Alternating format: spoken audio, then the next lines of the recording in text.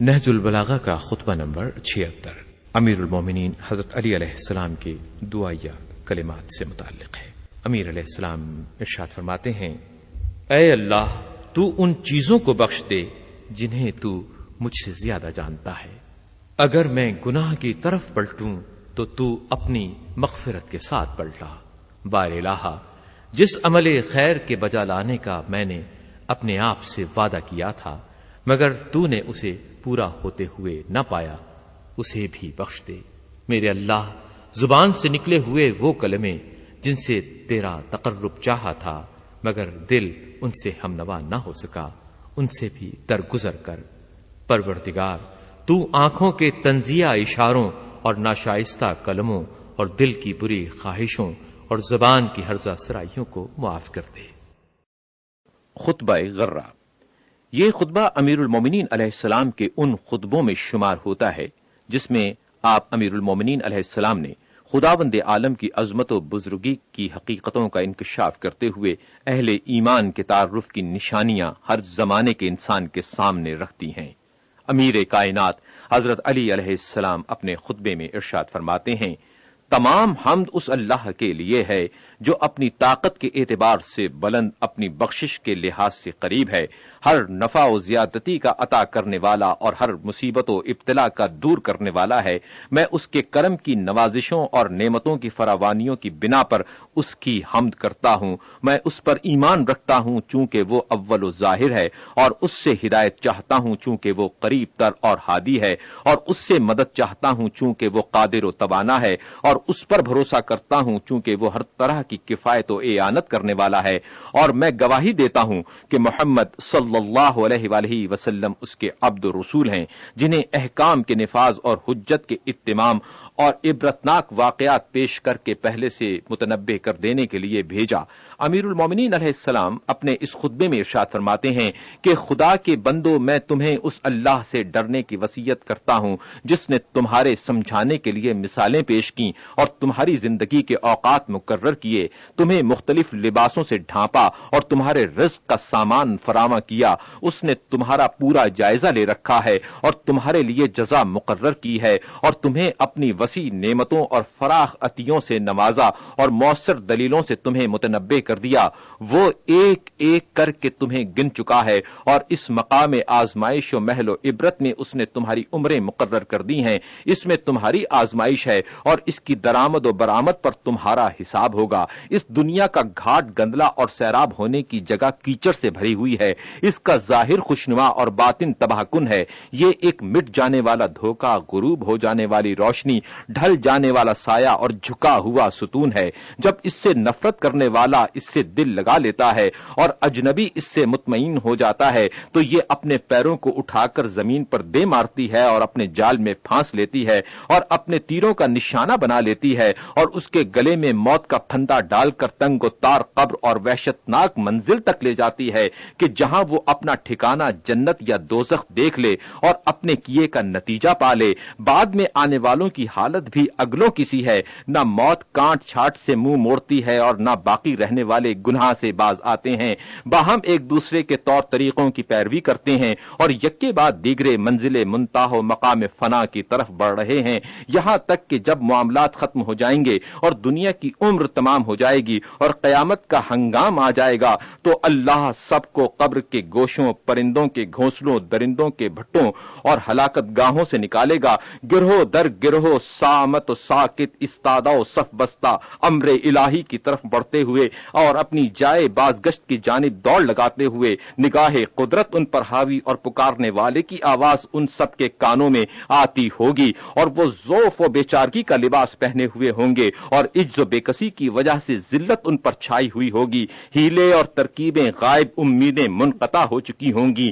دل مایوسانہ خاموشیوں کے ساتھ بیٹھتے ہوں گے، آوازیں دب کر خاموش ہو جائیں گی، پسینہ منہ میں پھندا ڈالے گا، وحشت بڑھ جائے گی، اور جب انہیں آخری فیصلہ سنانے، عملوں کا معاوضہ دینے اور عذاب و عقوبت اور اجر و ثواب کے لیے بلایا جائے گا تو پکارنے والے کی گرجدار آواز سے کان لرز اٹھیں گے، یہ بندے اس کے اقتدار کا ثبوت دینے کے لیے وجود میں آئے ہیں اور غلبہ و تسلط کے ساتھ ان کی تربیت ہوئی ہے، اور نزا کے وقت ان کی روحیں قبض کر لی جاتی ہیں اور قبروں میں رکھ دیے جاتے ہیں کہ جہاں یہ ریزہ ریزہ ہو جائیں گے، اور پھر قبروں سے اکیلے اٹھائے جائیں گے اور عملوں کے مطابق جزا پائیں گے، اور سب کو الگ الگ حساب دینا ہوگا۔ انہیں دنیا میں رہتے ہوئے گلو خلاصی کا موقع دیا گیا تھا اور سیدھا راستہ بھی دکھایا جا چکا تھا، اور اللہ کی خوشنودی حاصل کرنے کے لیے مہلت بھی دی گئی تھی۔ شک و شبہات کی تاریکیاں ان سے دور کر دی گئی تھیں، اور اس مدت حیات و آماج گاہ عمل میں انہیں کھلا چھوڑ دیا گیا تھا تاکہ آخرت میں دوڑ لگانے کی تیاری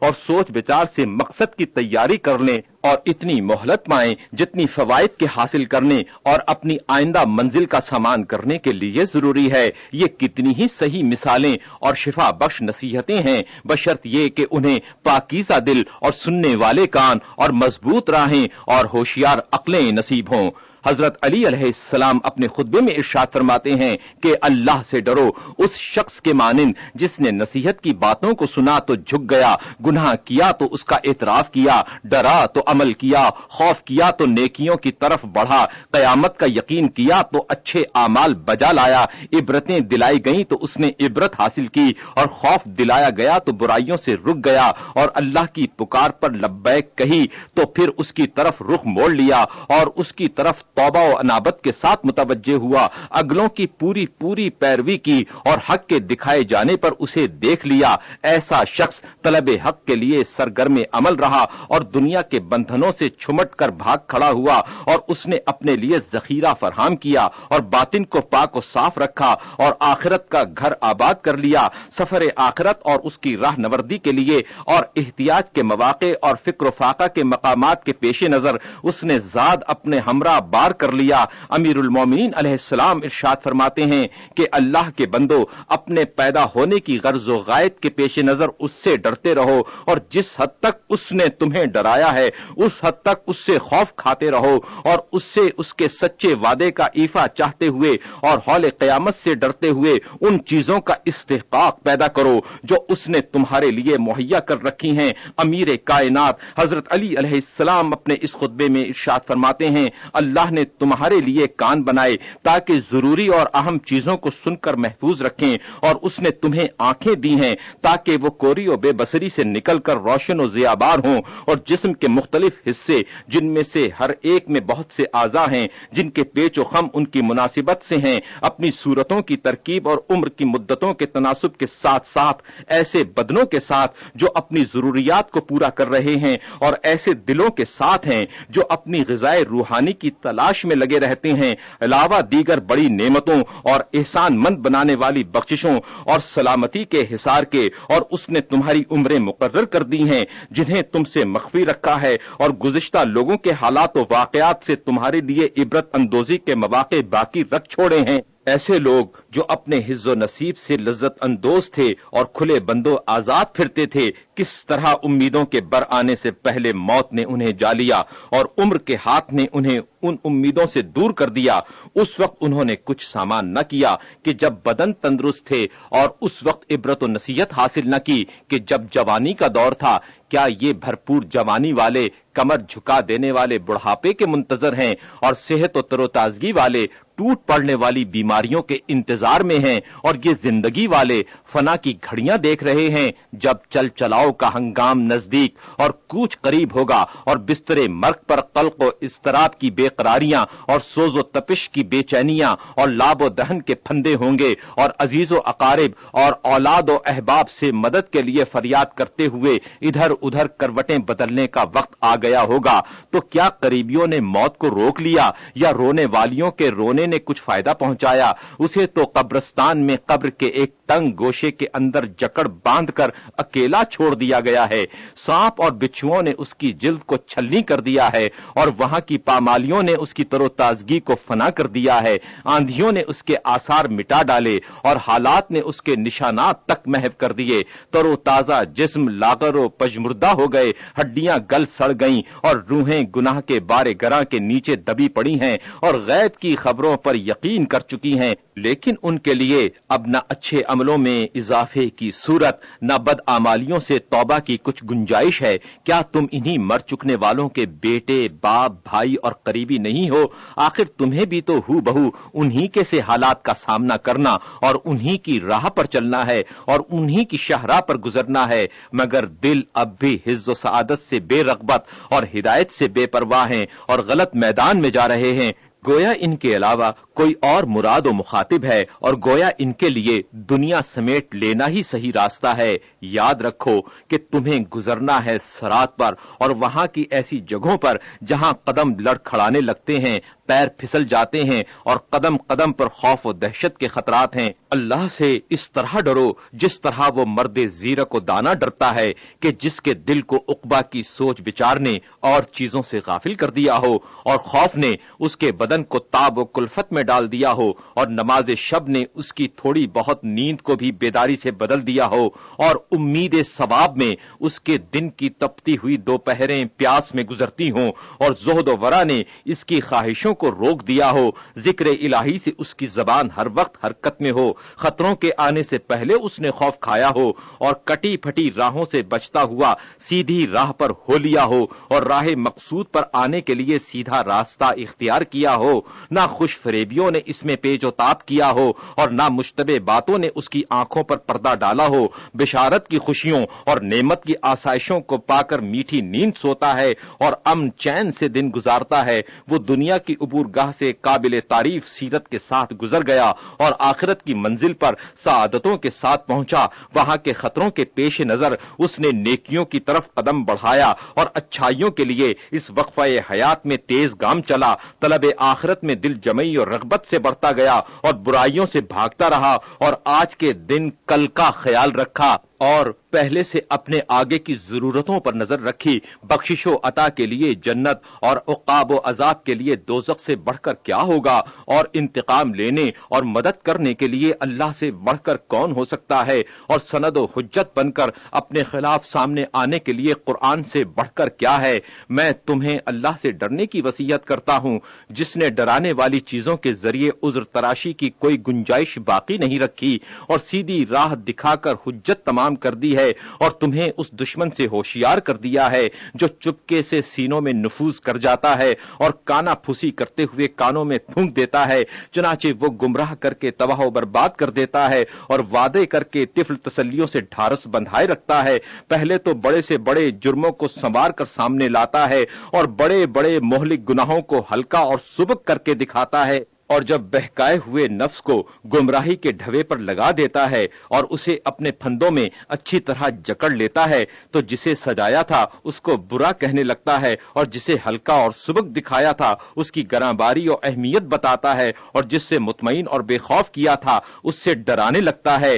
اسی خطبے کا ایک جز یہ ہے جس میں امیر المومنین حضرت علی علیہ السلام نے انسان کی پیدائش کا بیان فرمایا ہے۔ آپ فرماتے ہیں، جسے اللہ نے ماں کے پیٹ کی اندھیاریوں اور پردے کی اندرونی تہوں میں بنایا، جو ایک جراثیم حیات سے چھلکتا ہوا نطفہ اور ایک بے شکل و صورت کا منجمد خون تھا، پھر انسانی خط و خال کے سانچے میں ڈھل کر جنین بنا، اور پھر طفل شیرخوار، اور پھر حد رضاعت سے نکل کر طفل نوخیز، اور پھر پورا جوان ہوا۔ اللہ نے اسے نگہداشت کرنے والا دل اور بولنے والی زبان اور دیکھنے والی آنکھیں دیں تاکہ عبرت حاصل کرتے ہوئے کچھ سمجھے بوجھے اور نصیحت کا اثر لیتے ہوئے برائیوں سے باز رہے، مگر ہوا یہ کہ جب اس کے اعضاء میں توازن و اعتدال پیدا ہو گیا اور اس کا قد و قامت اپنی بلندی پر پہنچ گیا تو غرور و سرمستی میں آ کر ہدایت سے بھڑک اٹھا اور اندھا دھند بھٹکنے لگا، اس طرح کے رندی و ہوسناکی کے ڈول بھر بھر کر کھینچ رہا تھا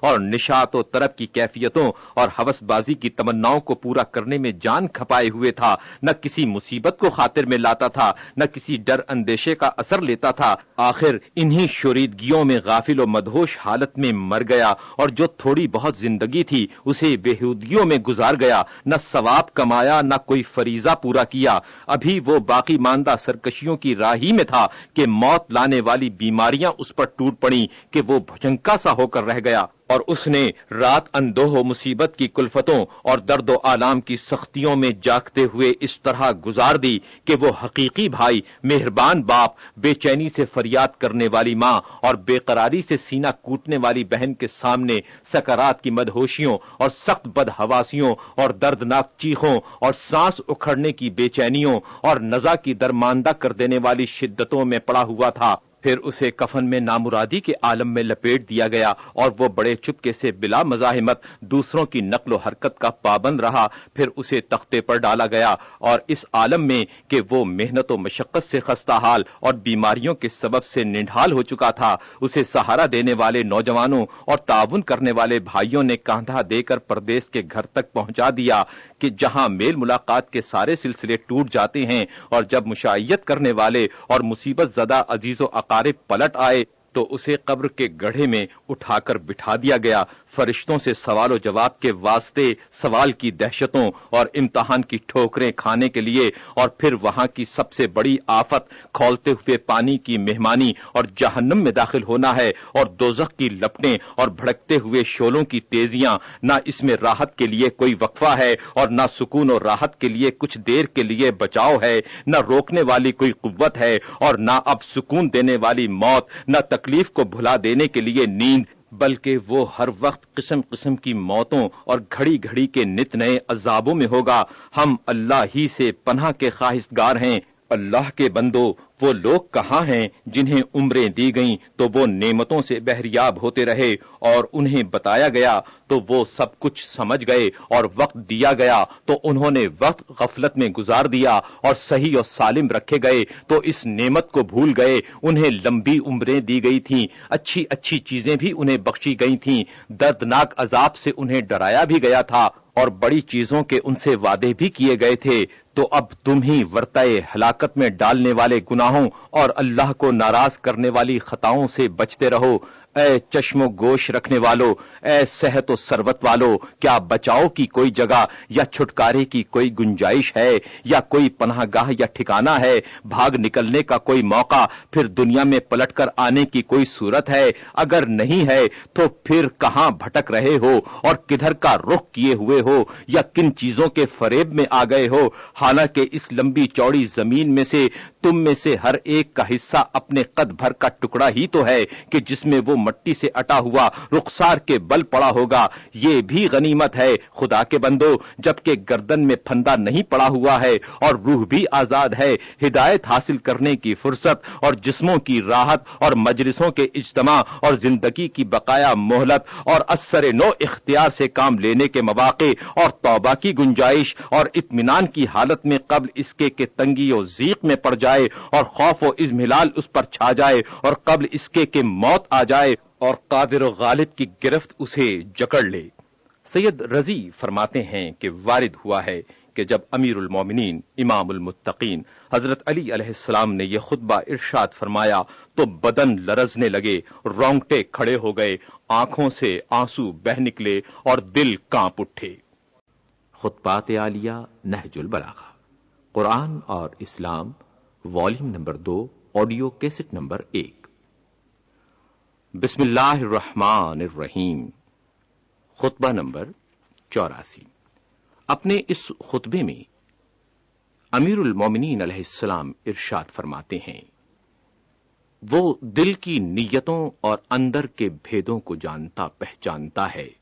وہ ہر چیز کو گھیرے ہوئے ہے اور ہر شے پر چھایا ہوا ہے اور ہر چیز پر اس کا زور چلتا ہے۔ تم میں سے جسے کچھ کرنا ہو اسے موت کے حائل ہونے سے پہلے مہلت کے دنوں میں اور مصروفیت سے قبل فرصت کے لمحوں میں اور گلا گھٹنے سے پہلے سانس چلنے کے زمانے میں کر لینا چاہیے۔ وہ اپنے لیے اور اپنی منزل پر پہنچنے کے لیے سامان کا تہیہ کر لے اور اس راہ گزر سے منزل اقامت کے لیے ذات فراہم کرتا جائے۔ اے لوگو، اللہ نے اپنی کتاب میں جن چیزوں کی حفاظت تم سے چاہی ہے اور جو حقوق تمہارے ذمے کیے ہیں ان کے بارے میں اللہ سے ڈرتے رہو۔ اس لیے کہ اللہ سبحانہ نے تمہیں بیکار پیدا نہیں کیا اور نہ اس نے تمہیں بے قید و بند جہالت و گمراہی میں کھلا چھوڑ دیا ہے۔ اس نے تمہارے کرنے اور نہ کرنے کے اچھے برے کام تجویز کر دیے ہیں اور پیغمبر صلی اللہ علیہ وآلہ وسلم کے ذریعے سکھا دیے ہیں۔ اس نے تمہاری عمریں لکھ دی ہیں اور تمہاری طرف ایسی کتاب بھیجی ہے جس میں ہر چیز کا کھلا کھلا بیان ہے، اور اپنے نبی صلی اللہ علیہ وآلہ وسلم کو زندگی دے کر مدتوں تم میں رکھا، یہاں تک کہ اس نے اتاری ہوئی کتاب میں اپنے نبی صلی اللہ علیہ وآلہ وسلم کے لیے اور تمہارے لیے اس دین کو جو اسے پسند ہے کامل کر دیا، اور ان کی زبان سے اپنے پسندیدہ اور ناپسندیدہ افعال کی تفصیل اور اپنے اوامر و نواہی تم تک پہنچائے، اور اس نے اپنے دلائل تمہارے سامنے رکھ دیے اور تم پر اپنی حجت قائم کر دی اور پہلے سے ڈرا دھمکا دیا اور آنے والے سخت عذاب سے خبردار کر دیا، تو اب تم اپنی زندگی کے بقیہ دنوں پہلی کوتاہیوں کی تلافی کرو اور اپنے نفسوں کو ان دنوں کی کلفتوں کا متحمل بناؤ، اس لیے کہ یہ دن تو ان دنوں کے مقابلے بہت کم ہیں جو تمہاری غفلتوں میں بیت گئے اور وائز و پن سے بے رخی میں کٹ گئے۔ اپنے نفسوں کے لیے جائز چیزوں میں بھی ڈھیل نہ دو، ورنہ یہ ڈھیل تمہیں ظلموں کی راہ پر ڈال دے گی، اور مکروہات میں بھی سہل انگاری سے کام نہ لو، ورنہ یہ نرم روی اور بے پرواہی تمہیں معصیت کی طرف دھکیل کر لے جائے گی۔ اے اللہ کے بندو، لوگوں میں وہی سب سے زیادہ اپنے نفس کا خیر خواہ ہے جو اپنے اللہ کا سب سے زیادہ مطیع و فرما بردار ہے، اور وہی سب سے زیادہ اپنے نفس کو فریب دینے والا ہے جو اپنے اللہ کا سب سے زیادہ گناہگار ہے۔ اصلی فریب خوردہ وہ ہے جس نے اپنے نفس کو فریب دے کر نقصان پہنچایا۔ قابل رشک و غبطہ وہ ہے جس کا دین محفوظ رہا، اور نیک بخت وہ ہے جس نے دوسروں سے پند و نصیحت کو حاصل کر لیا، اور بدبخت وہ ہے جو ہوا و ہوس کے چکر میں پڑ گیا۔ اور یاد رکھو کہ تھوڑا سا ریا بھی شرک ہے، اور ہوس پرستوں کی مشابہت ایمان فروشی کی منزل اور شیطان کی آمد مقام ہے۔ جھوٹ سے بچو، اس لیے کہ وہ ایمان سے الگ چیز ہے۔ راست گفتار نجات تو بزرگی کی بلندیوں پر ہے، اور دروغ گو پستی و ذلت کے کنارے پر ہے۔ باہم حسد نہ کرو، اس لیے کہ حسد ایمان کو اس طرح کھا جاتا ہے جس طرح آگ لکڑی کو، اور کینہ و بغض نہ رکھو، اس لیے کہ یہ نیکیوں کو چھیل ڈالتا ہے، اور سمجھ لو کہ آرزوئیں عقلوں پر سہو کا اور یاد الہی پر نسیان کا پردہ ڈال دیتی ہیں۔ امیدوں کو جھٹلاؤ، اس لیے کہ یہ دھوکہ ہیں اور امیدیں باندھنے والا فریب خوردہ ہے۔ خطبہ نمبر 88۔ امیر المومنین حضرت علی علیہ السلام اپنے اس خطبے میں ارشاد فرماتے ہیں، تمام حمد اس اللہ کے لیے ہے جو نظر آئے بغیر جانا پہچانا ہوا ہے اور سوچ و بچار میں پڑے بغیر پیدا کرنے والا ہے۔ وہ اس وقت بھی دائم و برقرار تھا جبکہ نہ برجوں والا آسمان تھا، نہ بلند دروازوں والے حجاب تھے، نہ اندھیری راتیں، نہ ٹھہرا ہوا سمندر، نہ لمبے چوڑے راستوں والے پہاڑ، نہ آڑی ترچھی پہاڑیاں، نہ راہیں، نہ یہ بچھے ہوئے فرشوں والی زمین، نہ کسبل رکھنے والی مخلوق تھی۔ وہی مخلوقات کو پیدا کرنے والا اور اس کا وارث ہے، اور کائنات کا معبود اور ان کا رازق ہے۔ سورج اور چاند اس کی منشا کے مطابق ایک ڈھرے پر بڑھے جانے کی سرتوڑ کوشش میں لگے ہوئے ہیں، جو ہر نئی چیز کو فرسودہ اور دور کی چیزوں کو قریب کر دیتے ہیں۔ اس نے سب کو روزی بانٹ رکھی ہے، وہ سب کے عمل و کردار اور سانسوں کے شمار تک کو جانتا ہے۔ وہ چوری چھپی نظروں اور سینے کی مخفی نیتوں اور سلب میں ان کے ٹھکانوں اور شکم میں ان کے سونپے جانے کی جگہوں کا احاطہ کیے ہوئے ہے، یہاں تک کہ ان کی عمریں اپنی حدود انتہا کو پہنچ جائیں۔ وہ ایسی ذات ہے کہ رحمت کی وسعتوں کے باوجود اس کا عذاب دشمنوں پر سخت ہے، اور عذاب کی سختیوں کے باوجود دوستوں کے لیے اس کی رحمت وسیع ہے۔ جو اسے دبانا چاہے اس پر قابو پا لینے والا، جو اس سے ٹکر لینا چاہے اسے تباہ و برباد کر دینے والا، جو اس کی مخالفت کرے اسے رسوا و ذلیل کرنے والا، جو اس سے دشمنی برتے اس پر غلبہ پانے والا ہے۔ جو اس پر بھروسہ کرتا ہے وہ اس کے لیے کافی ہو جاتا ہے، اور جو کوئی اس سے مانگتا ہے اسے دے دیتا ہے، اور جو اسے قرضہ دیتا ہے یعنی اس کی راہ میں خرچ کرتا ہے وہ اسے ادا کرتا ہے، جو شکر کرتا ہے اسے بدلہ دیتا ہے۔ اللہ کے بندو، اپنے نفسوں کو تولے جانے سے پہلے تول لو، اور محاسبہ کیے جانے سے قبل خود اپنا محاسبہ کر لو۔ گلے کا پھندا تنگ ہونے سے پہلے سانس لے لو، اور سختی کے ساتھ ہنکائے جانے سے پہلے مطیع و فرما بردار بن جاؤ، اور یاد رکھو کہ جسے اپنے نفس کے لیے یہ توفیق نہ ہو کہ وہ خود اپنے کو واعظ و پند کر لے اور برائیوں پر متنبہ کر دے، تو پھر کسی اور کی بھی پند و توبیخ اس پر اثر انداز نہیں ہو سکتی۔ خطبہ نمبر 90۔ امیر المومنین حضرت علی علیہ السلام نے ممبر کوفہ پر یہ تقریر یوں فرمائی کہ ایک شخص خدمت اقدس میں حاضر ہوا اور عرض کی، یا امیر المومنین علیہ السلام، اپنے خدا کا اس طرح تعارف کرائیں کہ ہماری محبت و معرفت بڑھ جائے، یا یہ سوال کیا، ایسا تعارف کرائیں کہ ہم مشاہدہ عینی کر لیں۔ امیر المومنین علیہ السلام ناراض ہوئے اور نماز کا اعلان کرا دیا۔ اس قدر لوگ جمع ہوئے کہ مسجد چھلک گئی۔ آپ ممبر پر تشریف لائے اور حمد و درود کے بعد تقریر ارشاد فرمائی۔ مستحق سپاس و شکر وہ خدا ہے جو اپنی نعمتوں کو روک لے اور کسی کو کچھ نہ دے تو اور زیادہ امیر نہیں ہو سکتا، اور جود و بخشش اس کی ثروت و دولت میں کمی نہیں کر سکتی، حالانکہ ہر دینے والے کا سوائے خدا کے مال کم ہو جاتا ہے، اور ہر نہ دینے والا سوا خدا کے برا سمجھا جاتا ہے۔ بلا شبہ وہ خدا ہی ہے جو اپنے بندوں پر احسان کرتا ہے اور انہیں نعمت، منفعت اور بڑے بڑے انعامات سے نوازتا ہے۔ یہ مخلوق اس کی عیال ہے جس کی روزی کا وہ ذمہ دار بنا ہے، اور جو کچھ یہ مخلوق کھاتی ہے اسے مقدر و معین فرما دیتا ہے۔ وہ خدائی ہے جس نے رغبت کرنے والوں اور طلب کرنے والوں کو واضح اور صاف راستہ بتا دیا ہے۔ اس سے جس چیز کا سوال کیا جائے اس سے غیر سوال شدہ چیزوں کے مقابلے میں زیادہ سخی نہیں کہا جا سکتا۔ وہ ایسا اول ہے جس سے پہلے کچھ نہ تھا کہ کوئی چیز اس سے پہلے مانی جا سکے، اور ایسا آخر ہے جس کی کوئی انتہا نہیں کہ اس کے بعد کوئی چیز تسلیم کی جا سکے۔ وہ اس سے مانے ہے کہ مردم کے چشم اس تک پہنچ سکے یا ادراک کر سکے۔ اس پر زمانے کے انقلاب وارد نہیں ہوتے جس سے اس کے احوال و مقامات میں تغیر واقع ہو، نہ وہ کسی مکان میں ہے کہ اس کے لیے نقل و حرکت روا ہو سکے۔ وہ اگر ان تمام چیزوں کو عطا کر دے جنہیں پہاڑوں کی کانیں اور سمندروں کی سیپیاں دیتی ہیں، جیسے چاندی، سونا، موتی، مرجان کے خوشے، جب بھی اس کی عطا اور بخشش پر کوئی اثر نہیں ہوتا، اور اس کی نعمتوں کے خزانے کبھی ختم نہیں ہو سکتے،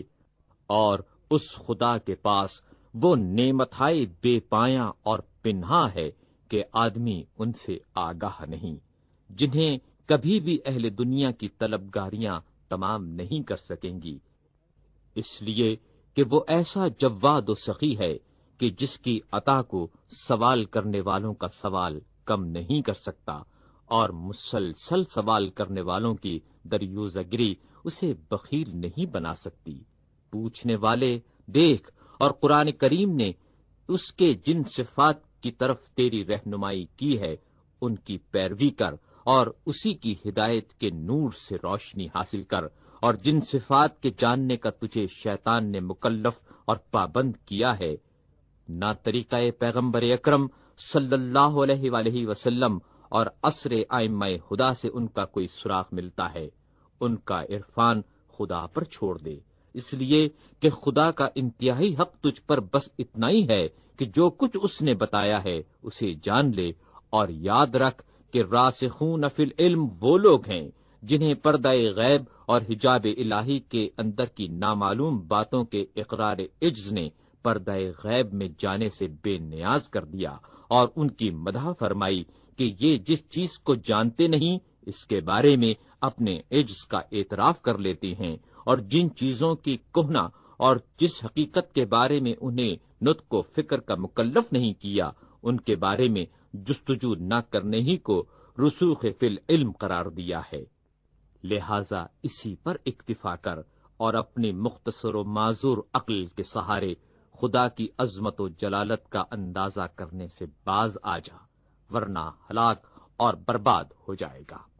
بلا شبہ وہ قادر مطلق ذات ان اوہام کو ناکام بنا دیتی ہے جو اس کی انتہا و قدرت کا ادراک کرنا چاہتے ہیں، اور وساوس سے مبرہ فکر جب اس کی مملکت کے پوشیدہ اسرار کی گہرائیوں تک پہنچنا چاہتی ہے اور قلب والہانہ طور پر اس کے صفات کی کیفیت معلوم کرنے پر توجہ کرتا ہے، اور جب عقل کی راہیں علم ذات حاصل کرنے کے لیے درجہ خفا تک پہنچ جاتی ہیں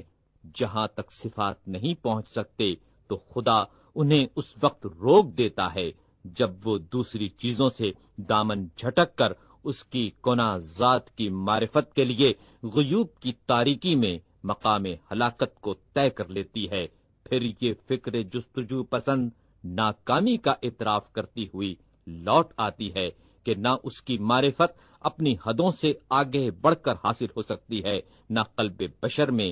اس کی علو و شان اور جبروت و منزلت کا گمان بھی آ سکتا ہے۔ خدا نے غیر کسی مثال کو سامنے رکھے ہوئے خلق کو پیدا کیا اور بغیر کسی مقدار کی پیروی کیے ہوئے اس نے آفرینش کا کام انجام دیا۔ اس نے ہمیں اپنی ملکوت و قدرت دکھائی، وہ عجائبات دکھائے جو آثار حکمت پر زبان حال سے گویا ہیں، اور مخلوقات کے اقرار احتیاج نے ان کا وجود قدرت خدا کے سہارے سے قائم کیا ہے۔ اس اقرار نے ہمیں یہ سمجھنے پر مجبور کیا کہ اس کی معرفت حاصل کرنے پر دلیل قائم ہو چکی ہے اور گنجائش عذر نہیں، اور اس کی بے مثال تخلیق اور پیدا کردہ چیزوں میں اس کی کاریگری و صنعت اور حکمت و دانائی کے نشانات اور جھنڈے گڑے ہوئے ہیں۔ پس جو کچھ اس نے پیدا کیا وہ اس کی حقیقت پر حجت اور دلیل ہے، اگرچہ وہ مانند نباتات و جمادات بے زبان ہی کیوں نہ ہو۔ پس ان موجودات کی تدبیر و نظم بجائے خود حجت و برہان گویا ہے اس کی خلاقیت پر۔ میں گواہی دیتا ہوں کہ جو شخص تیری مخلوق کے اعتبار سے تجھے تشبیہ دے، زیر گوشت و پوست جوڑوں کی پیوستگی میں تیری نظیر دے، در حقیقت اس نے تجھے پہچانا نہیں اور یقین نہیں کیا کہ تیرا مثل و مانند کوئی نہیں ہے۔ گویا متبعین بت کے تابعین مشرک و کافر کا یہ قول ہی نہیں سنا جب وہ قیامت کے روز کہہ رہے ہوں گے، خدا کی قسم جب ہم اے بتو تمہیں خدا کے برابر قرار دے رہے تھے، سخت گمراہی میں مبتلا تھے۔ بے شک وہ لوگ جھوٹے تھے جو تجھے اپنے بتوں سے تشبیہ دیتے یا اپنے وہم سے تجھے مخلوقات کے برابر قرار دیتے تھے اور صفات مخلوق کے ساتھ تجھے متصف جانتے تھے۔ انہوں نے اپنے دل سے تجھے عام جسم رکھنے والی چیزوں کی طرح تیرے اجزاء قرار دیے اور مختلف قوتیں رکھنے والی مخلوق پر اپنے ایجادات عقلی سے تیرا قیاس کیا۔ میں گواہی دیتا ہوں جس کسی نے تیری مخلوق میں سے تجھے کسی کا ہم پایا بنایا، اس نے گویا اسے تیرے برابر مانا، اور وہ قطعاً ان باتوں سے انکار کرتا ہے جن کے بارے میں تیری آیات محکم نازل ہوئی ہیں اور جن پر دلائل و بینات کے شواہد گویا ہیں۔ تو ہی وہ خدا ہے کہ تیرے لیے عقل کی انتہا دور رسی بیکار ہے کہ تو نہ ان کے افکار کی حدود میں کیفیت کے ساتھ سما سکے، ذہنی تصورات کے دائرے میں آ سکے اور اس طرح محدود ہو کر رہ جائے، اس لیے کہ محدودیت اور تغیر و لوازم امکان میں سے ہے اور یہ خدائے واحد کی شان نہیں۔ اسی خطبے میں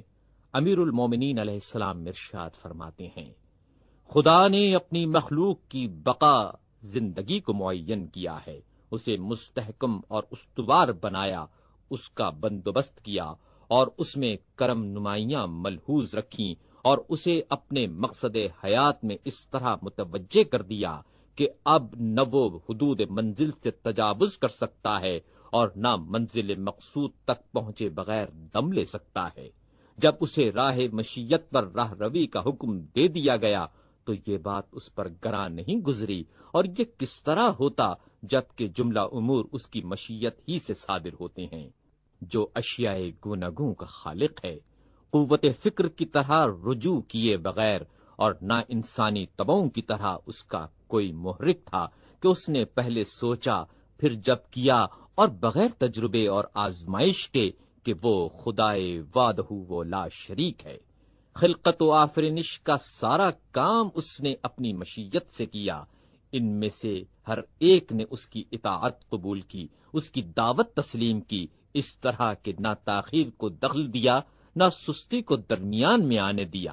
اس نے تمام چیزوں کی نادرستی اور کجی دور فرمائی، ان کے حدود مقرر کیے اور اپنی قدرت سے متضاد چیزوں کے درمیان جوڑ اور ربط پیدا کیا، اور انہیں اس طرح باہم پیوست کر دیا کہ ان کا جدا ہونا ممکن نہ رہا۔ پھر اجناس کے اعتبار سے اقدار اور حیات میں فرق پیدا کیا۔ یہ ہے وہ پہل پیدا ہونے والی کائنات جس کی بناوٹ کو اس نے محکم کیا اور محض اپنے ارادے اور مشیت پر اس کائنات کی ایجاد و اختراع کی۔ اسی خطبے کے ایک حصے میں امیر علیہ السلام نے آسمان اور آیات الہی کا ذکر فرمایا ہے۔ آپ فرماتے ہیں، خدائے بزرگ و برتر نے آسمان کے کشادہ راستوں کو کسی چیز میں لٹکائے بغیر منظم اور برقرار کر دیا، اس کے وسیع شگافوں کو باہم ملا دیا، اس کے اور اس جیسے کردن کے درمیان ربط پیدا کیا۔ فرمان الہی لے کر زمین پر اترنے اور لوگوں کے نامہ اعمال لے کر آسمان پر چڑھنے والے ملائکہ پر سختی کی راہیں آسان کر دیں۔ ان آسمانوں کو اس نے اس وقت پیدا کیا جبکہ یہ دودرے بخار سے زیادہ نہ تھے، تاکہ آپس میں زیادہ فاصلہ رکھنے والے قطعات باہم پیوست ہو جائیں، اور تدبیر و تنظیم کے بعد ان کے بند دروازے کھول دیے، ان کے رخنوں پر ستارہ ہے درخشاں کے نگہبان مقرر کیے، اور اپنی قوت سے انہیں اس بات سے روک دیا کہ اپنے مرکز سے ہٹ کر شفاف ہوا میں گردش کریں۔ انہیں اپنے حکم کا پابند بنایا۔ اس نے خورشید کو کہ بینا کنندہ ہے دن کی علامت قرار دیا، اور چاند کو اس کا نور اوقات شب میں کم زیادہ ہوتا رہتا ہے رات کی نشانی بنایا، اور ان دونوں کو ان کی اہمیت کے مطابق مشیر راہ رو بنا دیا، اور درجات کے مدارج میں ان کی ایک حد معین کر دی، تاکہ اس طرح وہ ان دونوں کے ذریعے شب و روز میں امتیاز پیدا کر دے، اور ان کی مقداروں سے سالوں کی گنتی اور حساب معلوم کیا جا سکے۔ پھر اس نے ہر آسمان کی فضا میں اس کا فلک معلق کر دیا، اور ستاروں کو کہ موتی کی طرح سفید ہیں، اور کواکب کو کہ مانند چراغ روشن ہیں، اس کی زینت اور آرائش قرار دیا، اور چورا چوری رموز الہی کی کنسوئیاں کرنے والے شیاطین پر اس نے درخشاں ستاروں کے تبر چلائے، اور ان ستاروں کو اس نے تسخیر کے بعد ان کے راستوں پر رواں کر دیا کہ ان میں جو ثابت قدم ہیں حرکت نہیں کرتے، جو سیار ہیں وہ گرم سیر ہیں، حبوط، غروب، صعود، طلوع، نحوس، ناموافق، صعود، موافق بنا دیا۔ اسی خطبے میں اب وہ حصہ پیش کیا جا رہا ہے جس میں امیر المومنین علیہ السلام نے فرشتوں اور آسمانی مناظر کی نقشہ کشی فرمائی ہے۔ آپ فرماتے ہیں، پھر اس پاک پروردگار نے اپنے آسمانوں اور اپنی ملکوت کے عرش بلند کو آباد کرنے کے لیے اپنی مخلوق کی عجیب ترین قسم ملائکہ کو پیدا کیا، جن سے فضائے آسمانی کے راستوں کو پر کر دیا،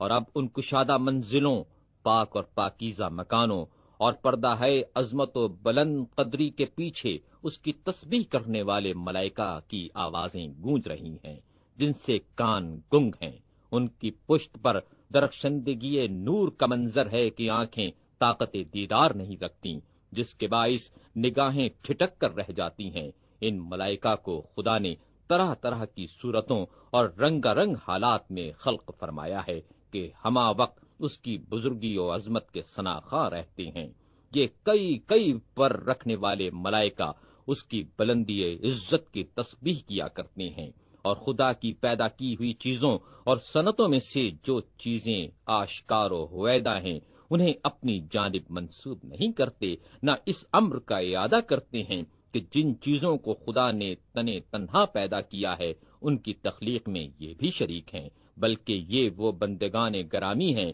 جو کبھی فرمان الہی سے سرتابی نہیں کرتے، ہمیشہ اس کے احکام پر عمل کرتے ہیں۔ ان میں سے بعض اپنے مقام پر وہی خداوندی کے امانت دار ہیں،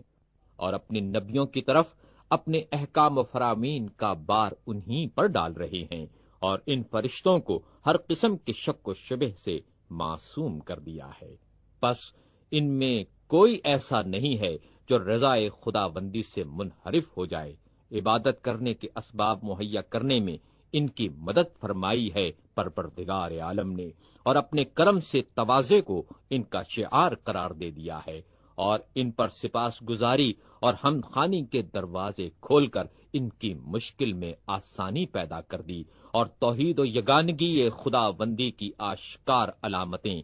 دلیلیں ان کے لیے قائم کر دیں۔ گناہوں کے بارے میں ان کی پشت کو بوجھل نہیں بنایا، نہ شب و روز کے انقلاب و تغیر نے ان میں کسی طرح کی کجی پیدا کی، شکوک و شبہات نے ان پختہ ایمانوں پر کبھی تیر اندازی نہیں کی، اور خیالات فاسد نے ان کے یقین سے معرکے نہیں لڑے۔ وہ کامل الایمان ہیں، کسی نے ان کے دلوں میں حسد کی آگ نہیں بھڑکائی، اور نہ حیرت و سرگشتگی نے اس معرفت و شناسائی حق کو چھینا جو ان کے سینوں دلوں میں گھر کر چکی تھی۔ حق تعالی کی عظمت و بزرگی ان کے دلوں میں راسخ ہو گئی۔ شیطان ان کی طمع نہیں کرتے کہ ان کے فکر و اندیشے پر اپنی بددیانتی کے ساتھ مسلط ہو سکیں۔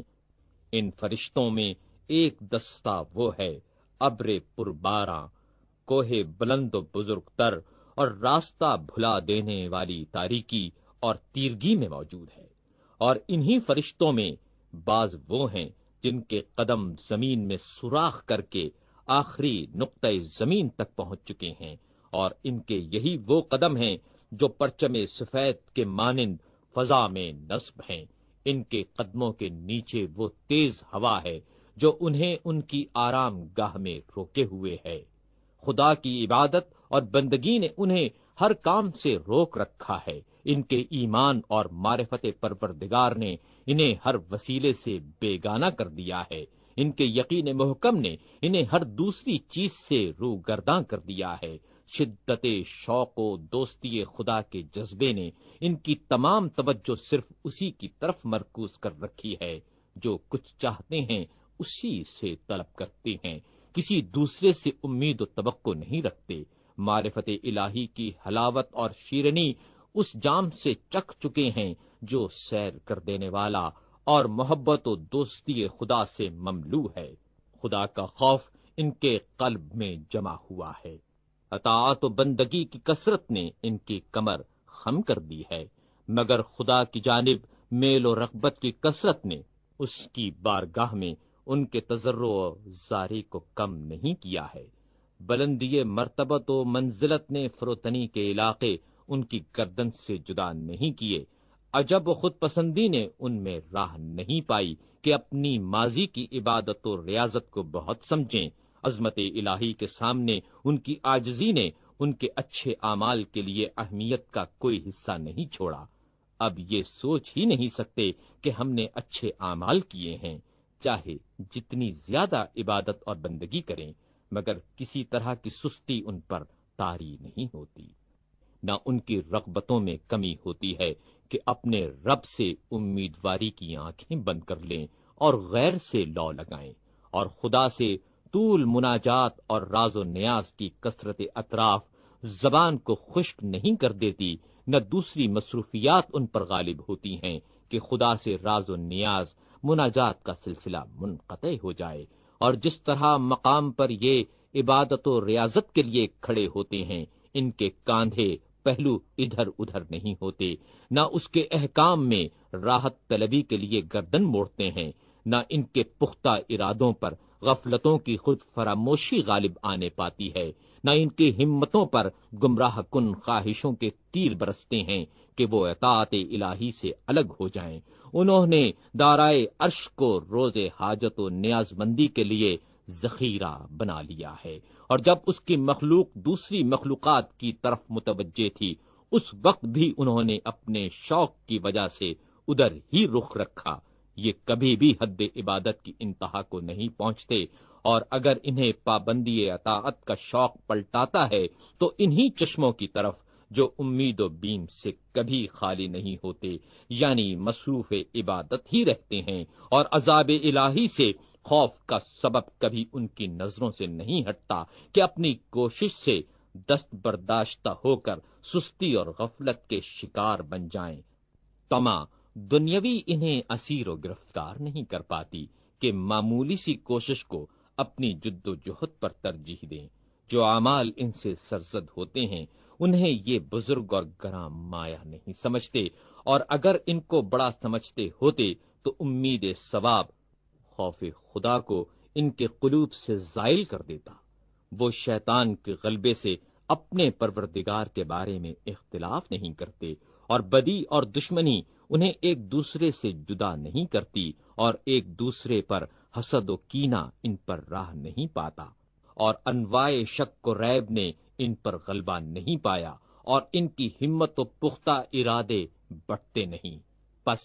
فرشتگان خدا اسیر و گرفتار ایمان ہیں، حق و ایمان سے روگردانی انہیں ایمان سے جدا نہیں کرتی، اور طبقات آسمانی میں تل بھر جگہ ایسی نہیں جہاں کوئی فرشتہ حالت سجدہ میں موجود نہ ہو، یا کوئی فرشتہ حکم باری تعالیٰ کی بجا آوری سعی و کوشش نہ کر رہا ہو۔ یہ اپنے خدا کی کثرت اطاعت و بندگی سے اپنے علم و یقین میں اضافہ کرتے ہیں، اور اپنے قلوب میں اس کی عزت و عظمت کو بڑھاتے رہتے ہیں، یعنی ہر وقت اور ہر حال میں یہ خدا سے وابستہ رہتے ہیں، کبھی اس کا دامن نہیں چھوڑتے۔ اپنے خطبہ عالیہ کے اس جزو میں امیر المومنین حضرت علی علیہ السلام نے زمین کی کیفیت خلق اور اس کی صفت، نیز انسان اول آدم علیہ السلام کی تخلیق اور آدمیوں کی ذہنی و عملی کوتاہیوں پر روشنی ڈالی۔ آپ اپنے خطبے میں ارشاد فرماتے ہیں، خداوند متعال نے زمین کو متحرک و طوفان خیز موجوں پر بچھا دیا، ان دریاؤں پر کہ پانی سے پر اور مملو تھیں، ایسی حالت میں کہ ان کے دریاؤں کی بلند و بالا موجیں متلاطم تھیں اور آپس میں ایک دوسرے کو دھکیل رہی تھیں، اور ان میں اس طرح کی آوازیں گرج رہی تھیں جیسے مست حیوان ترکۂ مستی میں ہو جس کے منہ کف سے بھر چکے ہوں۔ ان تلاطم خیز موجوں کی سرکشی بار زمین سے دب گئی، اور اس کے تلاطم میں جوش کو جب زمین نے اپنے سینے سے دبا لیا تو وہ قابو میں آ گیا، اور جب اس پر اپنے شانوں پہلوؤں کے ساتھ حرکت کرنے لگی تو یہ آب تند ذلیل و شکستہ بن گیا، ساکن ہو گیا، اور ذلت کی آہنی لگام میں جکڑا ہوا فرما بردار اسیر و گرفتار بن گیا، اور فرش زمین تیز و دوراں موجوں کے اوپر ٹھہر گیا، اور اس زمین نے پانی کی ناز فرمائی و سربلندی، تکبر و خود سری اور بھرپور بھاؤ کو شکنجے میں لے لیا، تو اس کی طغیانی کے بعد رکا اور اپنی اچھل کود کے بعد دھیما ہو گیا۔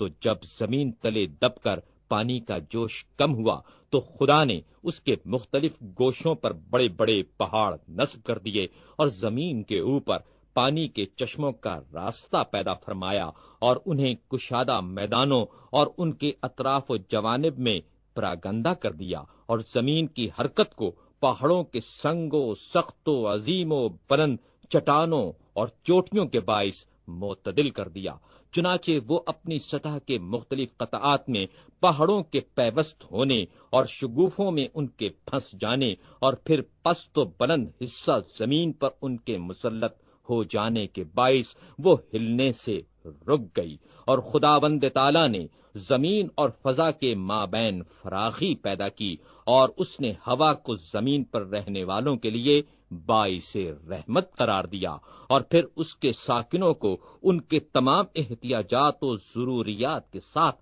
اس کی طرف بھیج دیا۔ پھر اس زمین بے پناہ کو کہ پانی کے چشموں اور نہروں کی رسائی جہاں تک محال ہے ان کے حال پر چھوڑا، اور ابر کو کہ جو کہ دوش ہوا پر سوار رہتا ہے پیدا کیا تاکہ اس کے مردہ کو زندہ کر دے، نباتات اگائے، پھر پارہائے ابر درخشاں کو کہ زمین پر برسنے کے لیے آمادہ لیکن ایک دوسرے سے جدا تھے، باہم پیوست کیا، یہاں تک کہ ابر سفید کے پانی سے بھرا ہوا تھا، جنبش میں آیا اور اس کے گوشوں میں برق چشمک زنی کرنے لگی، اور اس کے تہ بتہ گہرے پردوں میں اس کی چمک آسودہ نہ ہوئی، تو پھر اس ابر سے رم جھم پانی برسنے لگا، ابر زمین سے اور قریب ہو گیا، جنوبی ہواؤں نے اسے حرکت دی اور پانی ابر سے یوں دوہا جانے لگا جس طرح جانور کے تھن سے دودھ دوہا جاتا ہے، اور پھر جب ناقہ ابر نے اپنا سینہ زمین پر ٹیکا تو پانی موسلادھار برسنا شروع ہوا اور زمین کے لیے آب و گیا ہو گیا، پودے سرسبز و شادابی سے اور خشک پہاڑ ہریالی سے بھر گئے۔ پس زمین نے اپنے مرغزاروں سے زینت حاصل کی اور خوش ہوئی، اور جو کچھ اس میں رویدگی سے نمایاں ہوا، مثلا شگوفے، گلے درخشندہ و تازہ، زمین ان پر فخر کرنے لگی، اور خدائے بزرگ و برتر نے نباتات کو انسانی غذا اور حیوانات کا چارہ بنایا، اور زمین کے اطراف میں کشادہ راستے نمودار ہوئے، ان راستوں پر راہروی کرنے والوں کے لیے علامات و نشانات قائم کر دیے گئے۔ پس جب خدائے بزرگ و برتر زمین کو ہموار کر چکا اور اپنا حکم آفرینش انسان نافذ کر چکا تو آدم علیہ السلام کو منتخب فرما کر اپنی ساری مخلوق سے افضل اور برتر قرار دیا، اور انہیں سب سے پہلا انسان بنا کر انہیں اپنی جنت میں آباد کیا، اور ان کی روزی کا وہاں بندوبست کیا، اور جس چیز کے کھانے سے منع کیا تھا اسے پہلے بتا دیا، اور یہ بھی بتا دیا کہ اس معاملے میں اقدام و عمل معصیت و نافرمانی ہے، اور ان کے مقام و منزلت کے لیے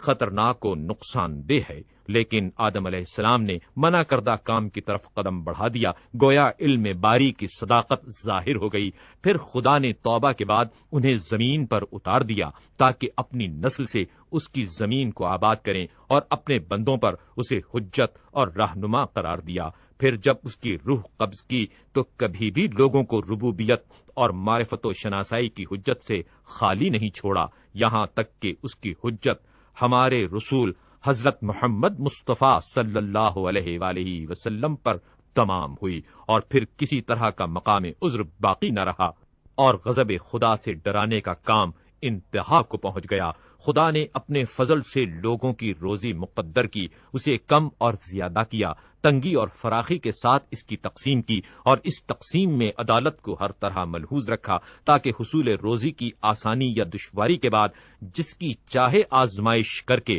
اور دولت مند کے شکر اور فقیر کے صبر کو پرکھ لے۔ پھر اس نے روزی کو فراخی کے ساتھ فقر و پریشانی کی سختی سے ملا دیا، اور اشخاص کی سلامتی کے ساتھ آفات ناگہانی کو پیوست کر دیا، اور شادی بے انتہا کے ساتھ غصہ اور اندوہ کو گلوگیر کر دیا، اور خدا نے مدت عمر متعین فرمائی کہ کسی کو عمر دراز اور کسی کو عمر کوتاہ، کسی کو پہلے پیدا کیا، کسی کو بعد میں، اس کے بعد اسباب اور موجبات موت فراہم کر دیے، اور موت کو عمر دراز کی تنابیں کھینچنے والا اور عمر کوتاہ کی رسیوں کو پارا پارا کر دینے والا بنا دیا، اور وہ خداوند متعال رازداروں کے رازوں کو جانتا ہے اور چپ کے باتیں کرنے والوں کی باتیں سنتا ہے، دل میں جو اندیشے ظن و گمان کے باعث جگہ بنا لیتے ہیں ان سے واقف ہے، پختہ ارادوں، دزدیدہ نظروں، دل کی چھپی ہوئی باتوں، غیب در غیب معاملات کا دانا و بینا ہے، اور وہ باتیں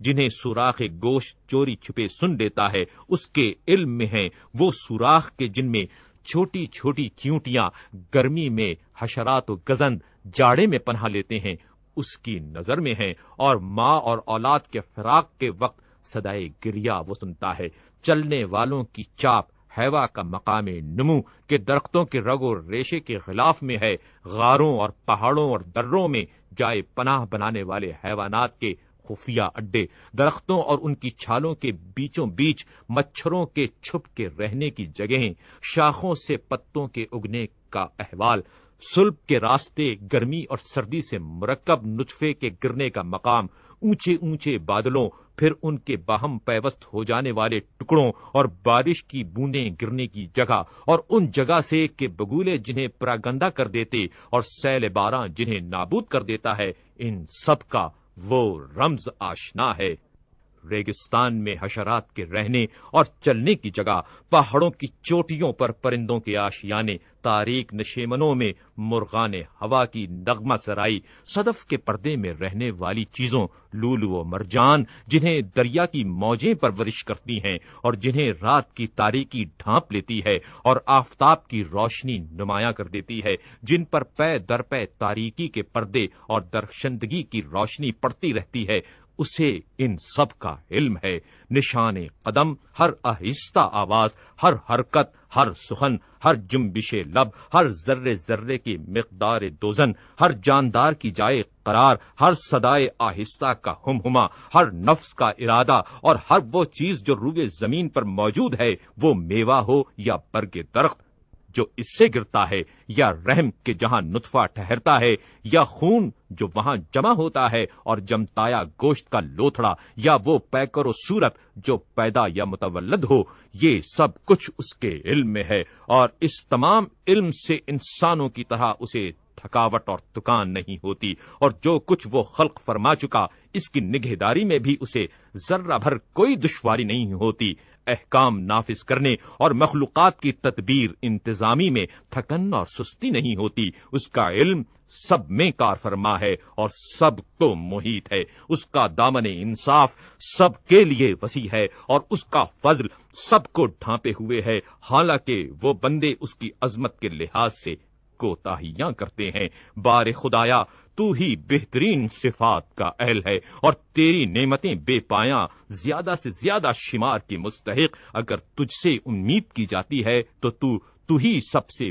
بہتر امیدگاہ ہے، تیری ذات سے آس لگائی جاتی ہے تو ہی بہترین سہارا ہے۔ بار الہ، تو نے مجھے قوت گویائی اور بولنے کی قدرت دی، جس سے میں تیرے سوا کسی کی مدح اور تیرے علاوہ کسی کی ثنا نہیں کرتا، اور نہ میں ناکامی کے خزانوں اور مقامات شک کی طرف رخ کرتا ہوں، اور آدمیوں کے مدح اور تیرے پیدا کیے ہوئے اور تجھ سے پرورش پانے والوں کی ثنا سے میری زبان آلودہ نہیں ہوتی۔ بار خدایا، ہر ثنا کرنے والا اپنی ثنا کے اجر کی توقع رکھتا ہے۔ میں تجھ سے امیدوار ہوں کہ توشہائے رحمت کی طرف میری رہنمائی فرما اور گنجائے مغفرت کا مجھے راستہ دکھا۔ بار خدایا، یہ اس کی مدح ہے جس نے تجھے اس توحید کے ساتھ یکتا اور بے ہمتا مانا ہے جو صرف تیری ہی ذات کے ساتھ مخصوص ہے، جو تیرے علاوہ ان تعریفوں اور ستائشوں کا کسی اور کو مستحق خیال نہیں کرتا۔ مجھے تجھ سے ضرورت ہے،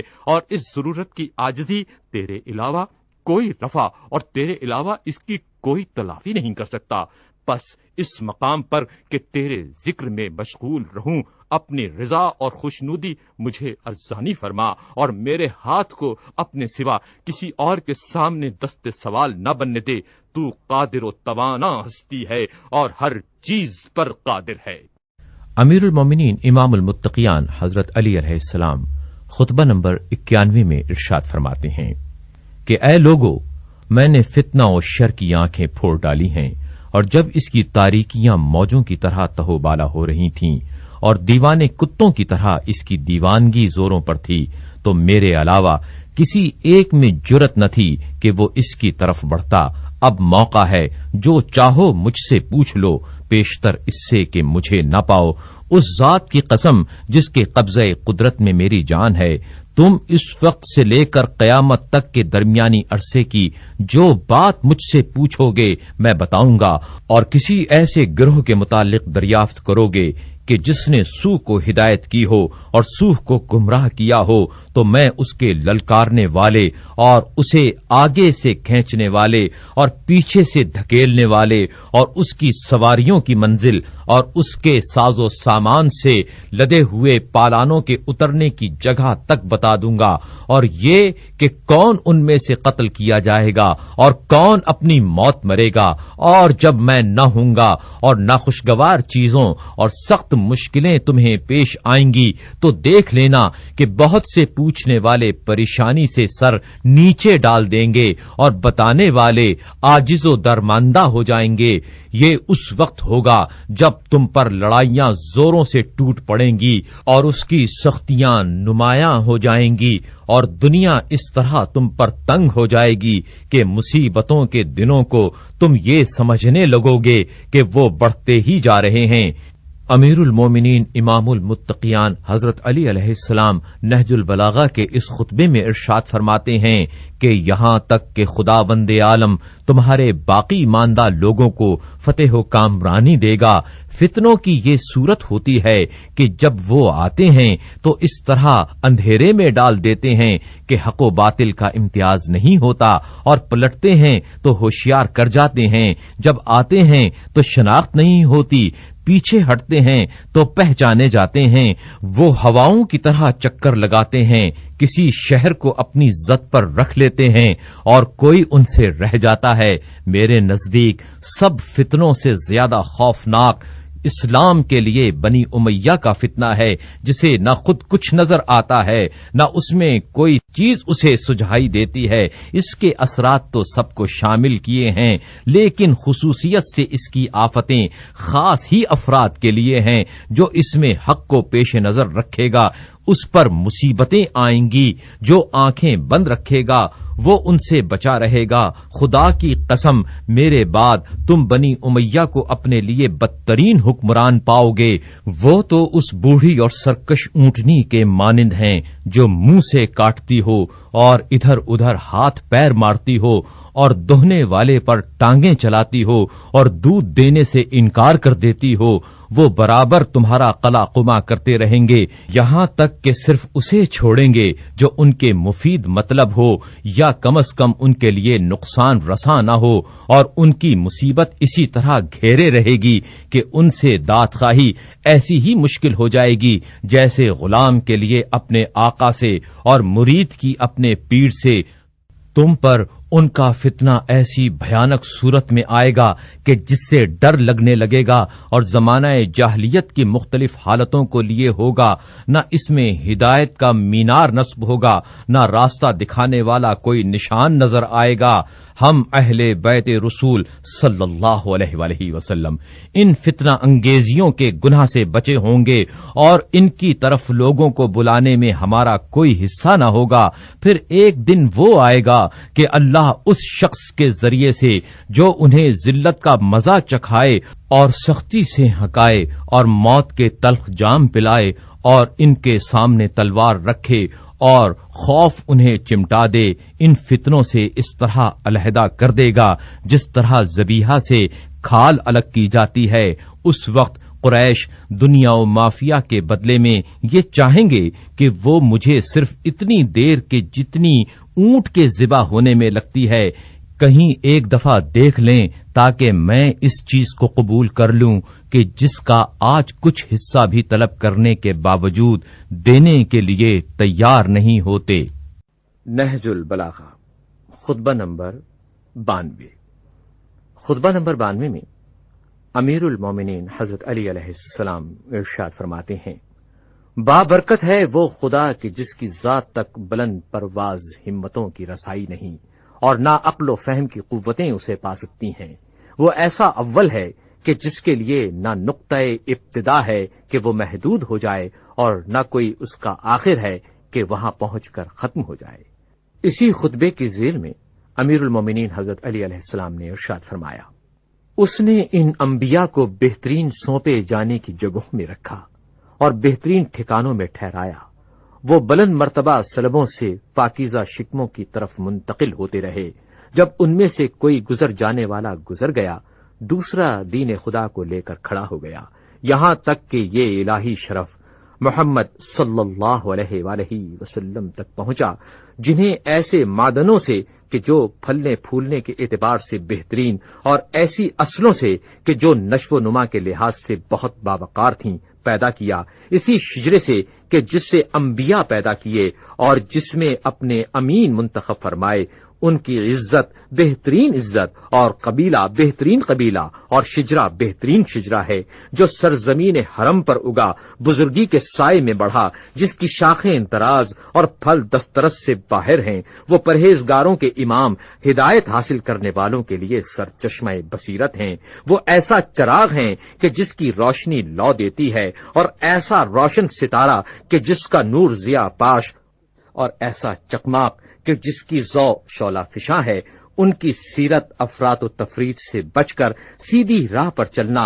اور سنت ہدایت کرنا ہے۔ ان کا کلام حق و باطل کا فیصلہ کرنے والا اور حکم عین عدل ہے۔ اللہ نے انہیں اس وقت بھیجا کہ جب رسولوں کی آمد کا سلسلہ رکا ہوا تھا، بدعملی پھیلی ہوئی تھی، امتوں پر غفلت چھائی ہوئی تھی۔ اللہ تم پر رحم کرے، روشن نشانیوں پر جم کر عمل کرو، راستہ بالکل سیدھا ہے۔ وہ تمہیں سلامتیوں کے گھر جنت کی طرف بلا رہا ہے، اور ابھی تم ایسے گھر میں ہو جہاں تمہیں اتنی مہلت و فراغت ہے کہ اس کی خوشنودیاں حاصل کرو۔ ابھی موقع ہے، چونکہ اعمال نامے کھلے ہوئے ہیں، قلم چل رہے ہیں، بدن تندرست و توانا ہے، زبان آزاد ہے، توبہ سنی جا سکتی ہے اور اعمال قبول کیے جا سکتے ہیں۔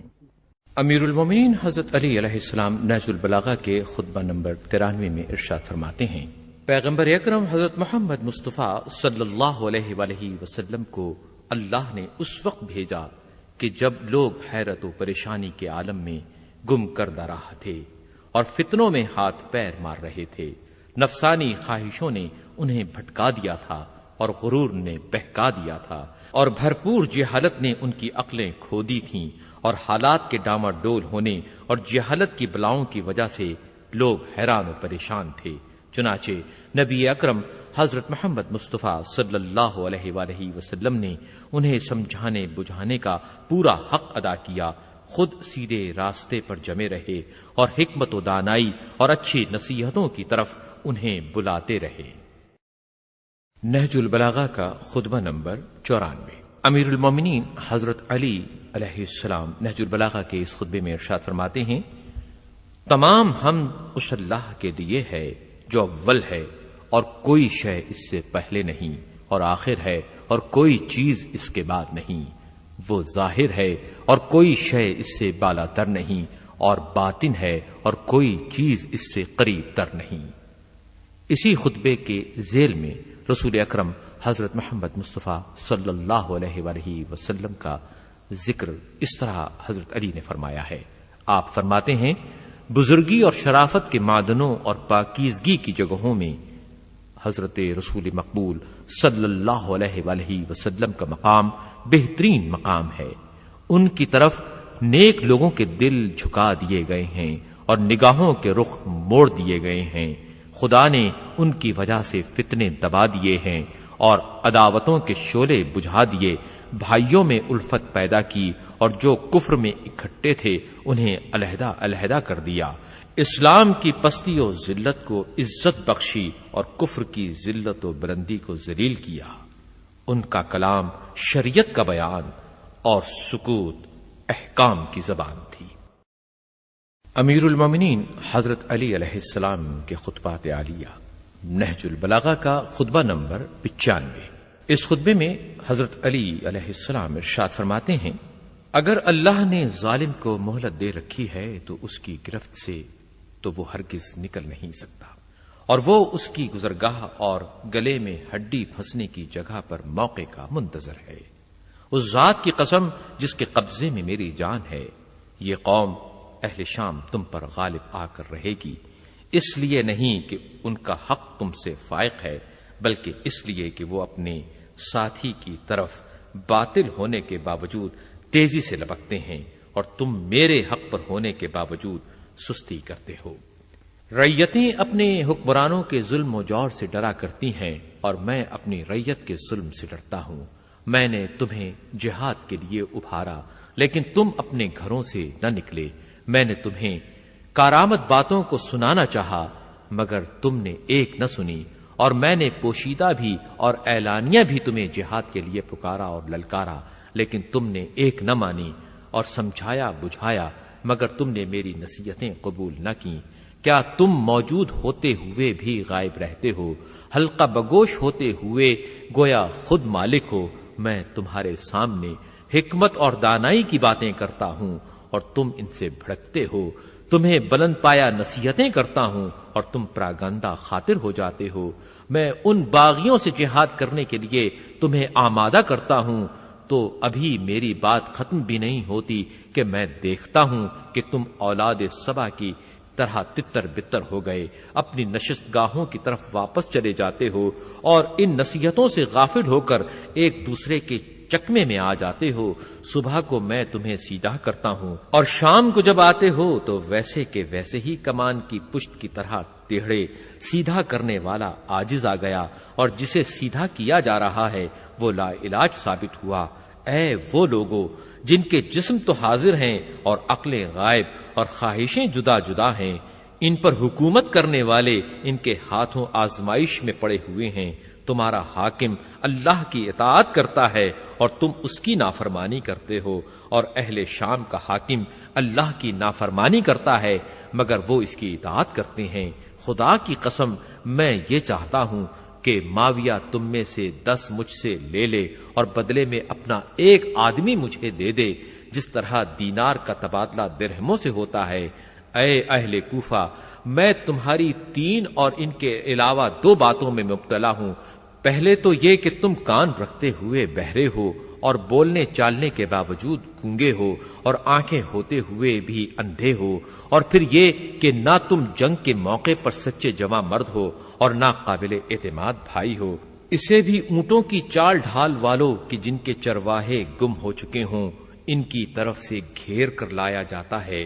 تو دوسری طرف سے بکھر جاتے ہو۔ خدا کی قسم جیسا کہ میرا تمہارے متعلق خیال ہے، گویا یہ منظر میرے سامنے ہے کہ اگر جنگ شدت اختیار کر لے اور میدان کارزار گرم ہو جائے تو تم ابن ابی طالب سے ایسے شرمناک طریقے پر علیحدہ ہو جیسے عورت بالکل برہنہ ہو جائے۔ میں اپنے پروردگار کی طرف سے روشن دلیل اور اپنے نبی صلی اللہ علیہ وآلہ وسلم کے طریقے اور شاہراہ حق پر ہوں،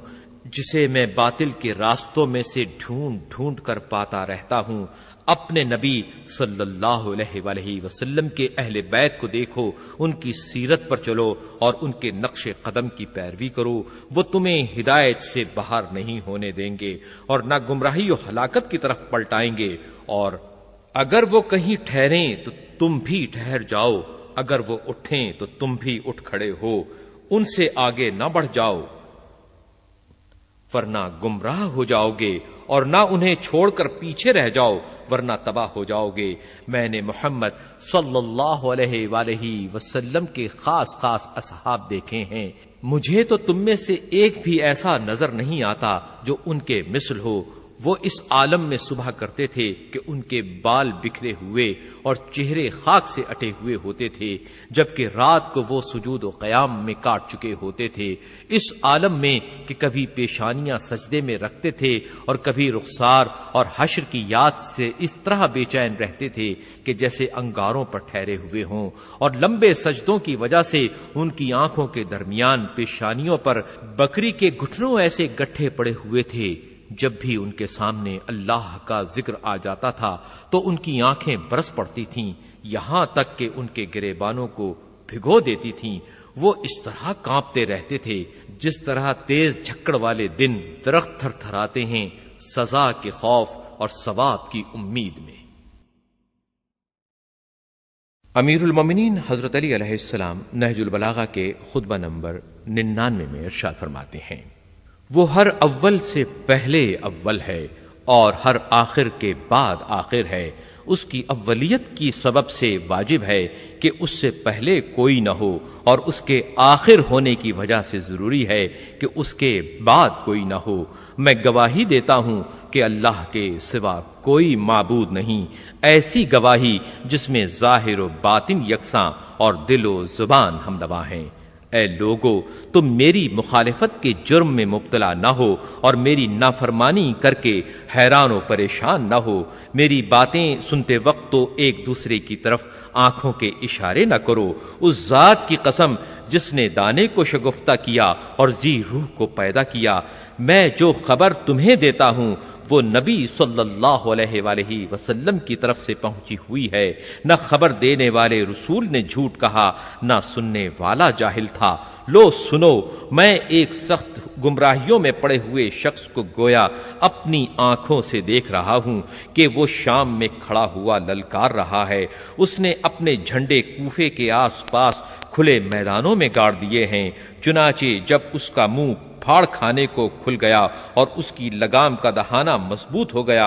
اور زمین میں اس کی پامالیاں سخت سے سخت ہو گئیں، تو فتنوں نے اپنے دانتوں سے دنیا کو کاٹنا شروع کر دیا اور جنگ کا دریا تھپیڑے مارنے لگا اور دنوں کی سختی سامنے آ گئی اور راتوں کی تکلیف شدت اختیار کر گئی۔ بس ادھر اس کی کھیتی پختہ ہوئی اور فصل تیار ہوئی اور اس کی سرمستیاں جوش دکھانے لگیں اور تلواریں چمکنے لگیں، ادھر سخت فتنہ و شرر کے جھنڈے گڑ گئے اور اندھیری رات اور متلاطم دریا کی طرح آگے بڑھے، اور اس کے علاوہ اور کتنے ہی تیز جھکڑ کوفے کو اکھاڑ ڈالیں گے اور کتنی ہی سخت آندھیاں اس پر آئیں گی، اور عنقریب جماعتیں جماعتوں سے گتھ جائیں گی اور کھڑی کھیتیوں کو کاٹ دیا جائے گا اور کٹے ہوئے حاصلوں کو توڑ پھوڑ دیا جائے گا۔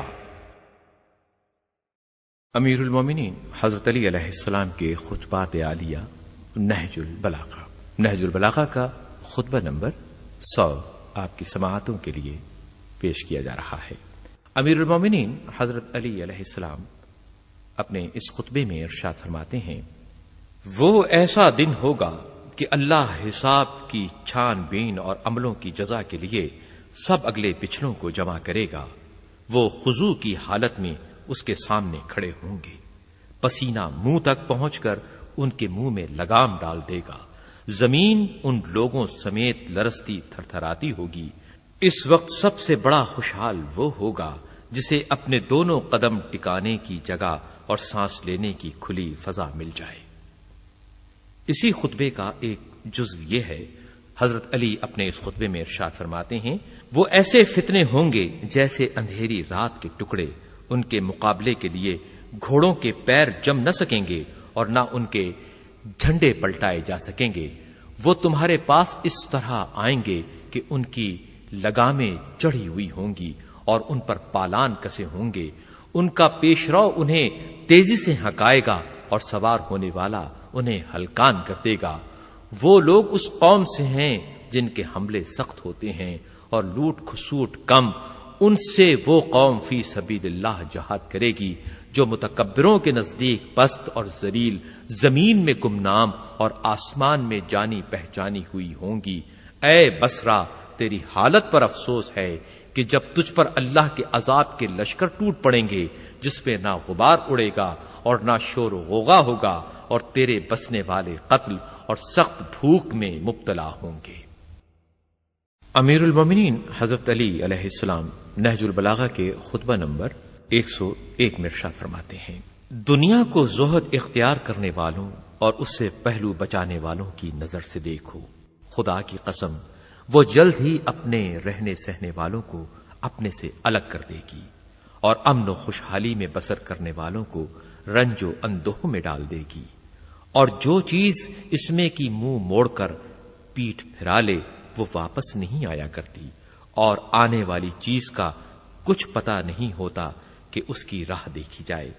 اس کی مسرتیں رنج میں سمو دی گئی ہیں، اور جمع مردوں کی ہمت و طاقت اس میں کمزوری اور ناتوانی کی طرف بڑھ رہی ہے۔ حضرت امیر المومنین علیہ السلام فرماتے ہیں، دیکھو دنیا کو خوش کر دینے والی چیزوں کی زیادتی تمہیں مغرور نہ بنا دے، اس لیے کہ جو چیزیں تمہارا ساتھ دیں گی وہ بہت کم ہیں۔ حضرت علی اپنے اس خطبے میں ارشاد فرماتے ہیں، خدا اس شخص پر رحم کرے جو سوچ بچار سے عبرت اور عبرت سے بصیرت حاصل کرے۔ دنیا کی ساری موجود چیزیں معدوم ہو جائیں گی گویا کہ وہ موجود تھی ہی نہیں، اور آخرت میں پیش آنے والی چیزیں جلد ہی موجود ہو جائیں گی کہ گویا وہ ابھی سے موجود ہیں۔ ہر شمار میں آنے والی چیز ختم ہو جایا کرتی ہے، اور جس کی آمد کا انتظار ہو اسے آیا ہی جانو، اور ہر آنے والے کو نزدیک اور پہنچا ہوا سمجھو۔ اسی خطبے کا ایک جزو یہ ہے، حضرت علی علیہ السلام اپنے اس خطبے میں ارشاد فرماتے ہیں، عالم ہے وہ جو اپنا مرتبہ شناس ہو، اور انسان کی جہالت اس سے بڑھ کر کیا ہوگی کہ وہ اپنی قدر و منزلت نہ پہچانے۔ لوگوں میں سب سے زیادہ ناپسند اللہ کو وہ ہے جسے اللہ نے اس کے نفس کے حوالے کر دیا ہے، اس طرح کہ وہ سیدھے راستے سے ہٹا ہوا اور بغیر رہنما کے چلنے والا ہے۔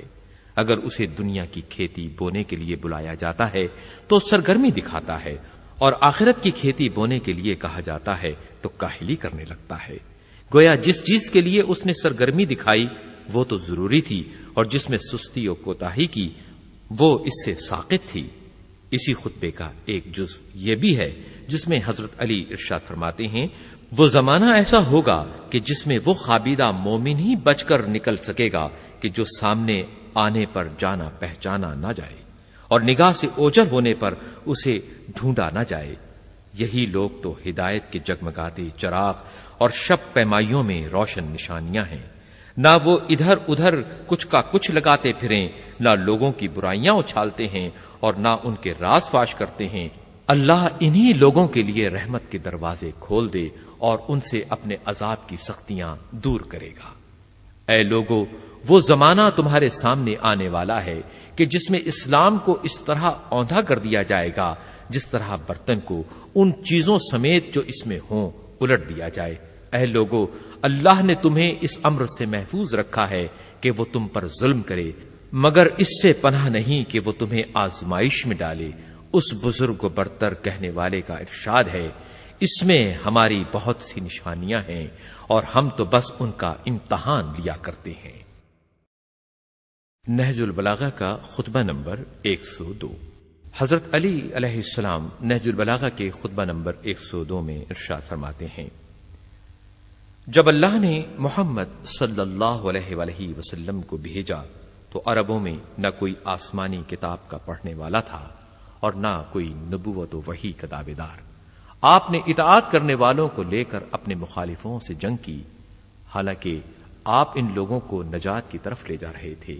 اور قبل اس کے کہ موت ان لوگوں پر آ پڑے ان کی ہدایت کے لیے بڑھ رہے تھے۔ جب کوئی تھکا ماندہ رک جاتا تھا اور خستہ و درماندہ ٹھہر جاتا تھا تو آپ اس کے سر پر کھڑے ہو جاتے تھے اور اسے اس کی منزل مقصود تک پہنچا دیتے تھے۔ یہ اور بات ہے کہ کوئی ایسا تباہ حال ہو جس میں ذرہ بھر بھلائی ہی نہ ہو، یہاں تک کہ آپ صلی اللہ علیہ وآلہ وسلم نے انہیں نجات کی منزل دکھا دی اور انہیں ان کے مرتبے پر پہنچا دیا۔ چنانچہ ان کی چکی گھومنے لگی اور ان کے نیزے کا خم جاتا رہا۔ خدا کی قسم میں بھی انہی ہکانے والوں میں تھا، یہاں تک کہ وہ پوری طرح پسے پا ہو گئے اور اپنے بندھنوں میں جکڑ دیے گئے۔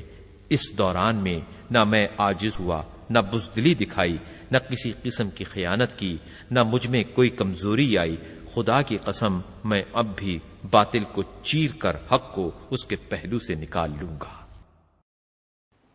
نہج البلاغہ خطبہ نمبر 104۔ اپنے اس خطبے میں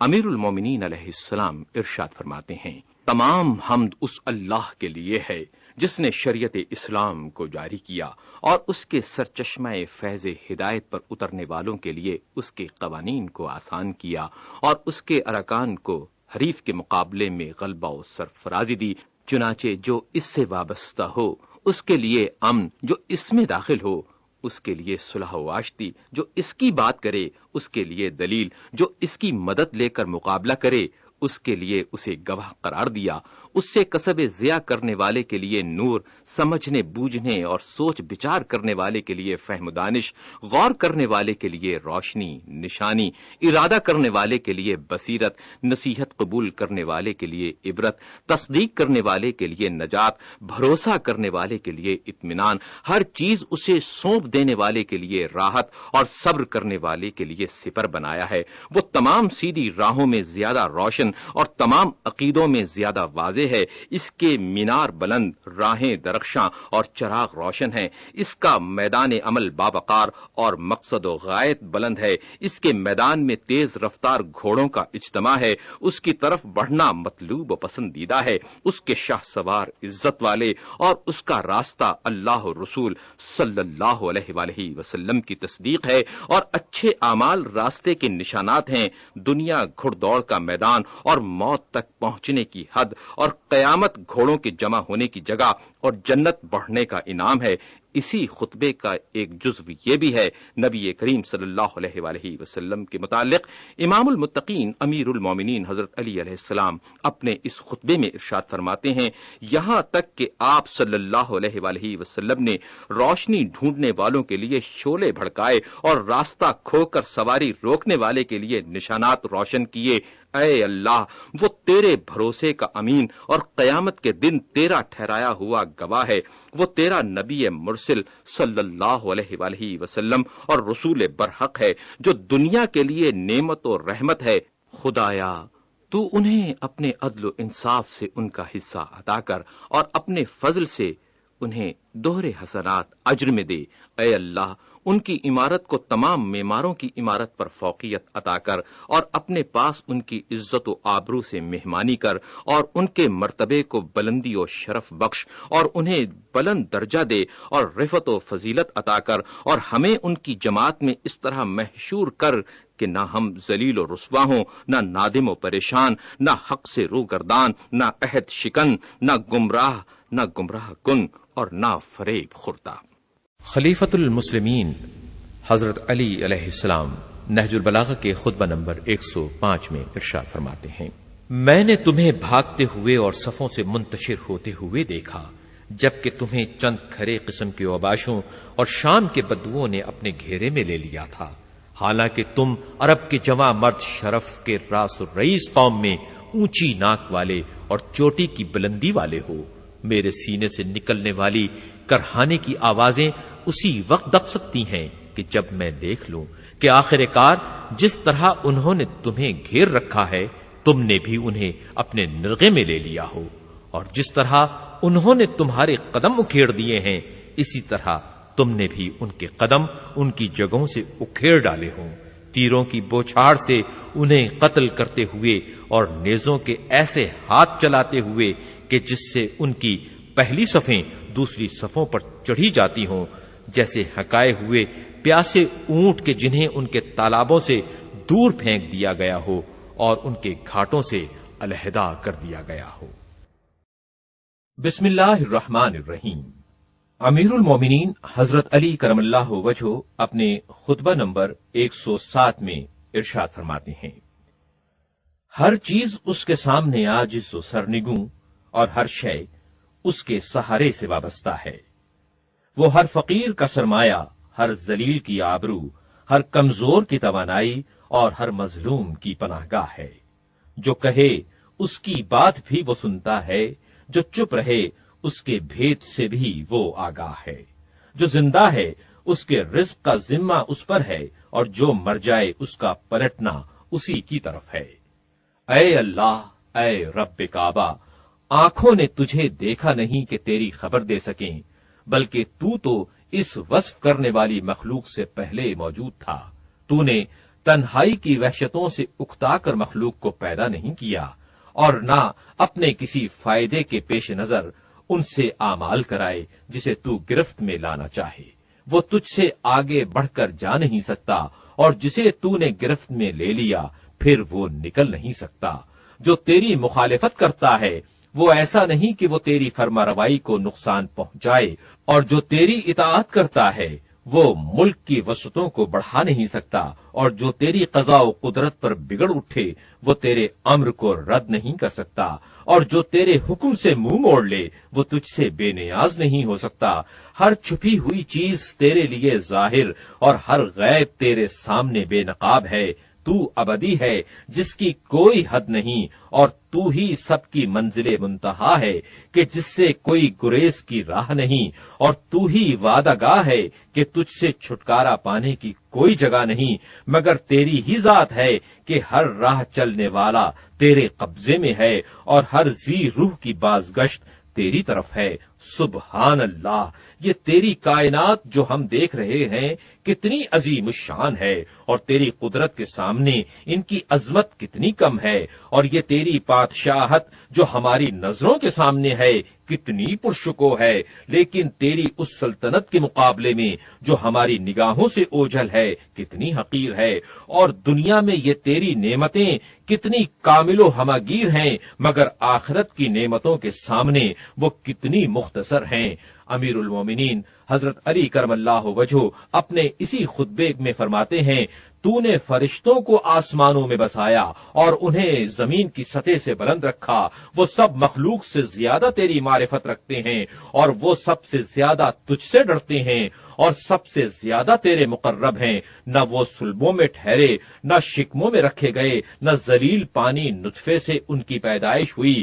نہ زمانے کے حوادث نے انہیں منتشر کیا، وہ تیرے قرب میں اپنے مقام منزلت کی بلندی اور تیرے بارے میں خیالات کی یکسوئی اور تیری عبادت کی فرمانروائی اور تیرے احکام میں عدم غفلت کے باوجود اگر تیرے رازہائے قدرت کی اس تہ تک پہنچ جائیں کہ جو ان سے پوشیدہ ہے، تو وہ اپنے اعمال کو بہت ہی حقیر سمجھیں گے اور اپنے نفسوں پر حرف گیری کریں گے، اور یہ جان لیں گے کہ انہوں نے تیری عبادت کا حق ادا نہیں کیا اور نہ کما حقہ تیری اطاعت کی ہے۔ میں خالق و معبود جانتے ہوئے تیری تسبیح کرتا ہوں، تیرے اس بہترین سلوک کی بنا پر جو تیرا اپنے مخلوقات کے ساتھ ہے۔ تو نے ایک ایسا گھر جنت بنایا ہے کہ جس میں مہمانی کے لیے کھانے پینے کی چیزیں، حوریں، غلمان، محل، نہریں، کھیت اور پھل مہیا کیے ہیں۔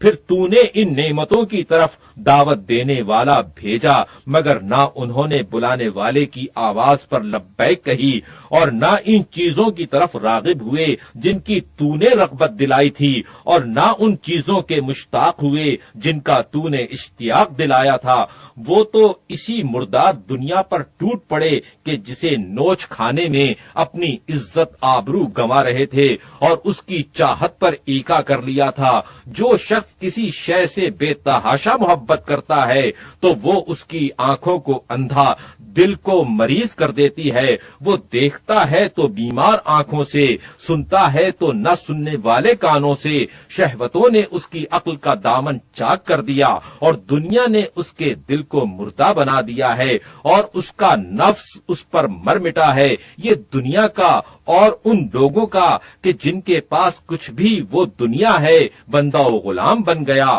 جدھر وہ موڑتی ہے ادھر یہ مڑتا ہے، جدھر اس کا رخ ہوتا ہے ادھر ہی اس کا رخ ہوتا ہے۔ نہ اللہ کی طرف سے کسی روکنے والے کے کہنے سننے سے وہ رکتا ہے، اور نہ ہی اس کے کسی واز و پن کرنے والے کی نصیحت مانتا ہے۔ حالانکہ وہ ان لوگوں کو دیکھتا ہے کہ جنہیں عین غفلت کی حالت میں وہاں پر جکڑ لیا گیا کہ جہاں نہ تدارک کی گنجائش اور نہ دنیا کی طرف پلٹنے کا موقع ہوتا ہے، اور وہ کس طرح وہ چیزیں ان پر ٹوٹ پڑیں کہ جن سے وہ بے خبر تھے، اور کس طرح اس دنیا سے جدائی کی گھڑی سامنے آ گئی کہ جس سے پوری طرح مطمئن تھے، اور کیوں کر آخرت کی ان چیزوں تک پہنچ گئے کہ جن کی انہیں خبر دی گئی تھی۔ اب جو مصیبتیں ان پر پڑی ہیں انہیں بیان نہیں کیا جا سکتا۔ موت کی سختیاں اور دنیا کو چھوڑنے کی حسرتیں مل کر انہیں گھیرے لیتی ہیں، چنانچہ ان کے ہاتھ پیر ڈھیلے پڑ جاتے ہیں اور رنگتیں بدل جاتی ہیں۔ پھر ان کے اعضاء میں موت کی دخل اندازیاں بڑھ جاتی ہیں۔ کوئی ایسا ہوتا ہے کہ پہلے اس کی زبان بند ہو جاتی ہے، در صورت یہ کہ اس کی عقل درست اور ہوش و حواس باقی ہوتے ہیں۔ وہ اپنے گھر والوں کے سامنے پڑا ہوا اپنی آنکھوں سے دیکھتا ہے اور اپنے کانوں سے سنتا ہے، اور ان چیزوں کو سوچتا ہے کہ جن میں اس نے اپنی عمر گنوا دی ہے اور اپنا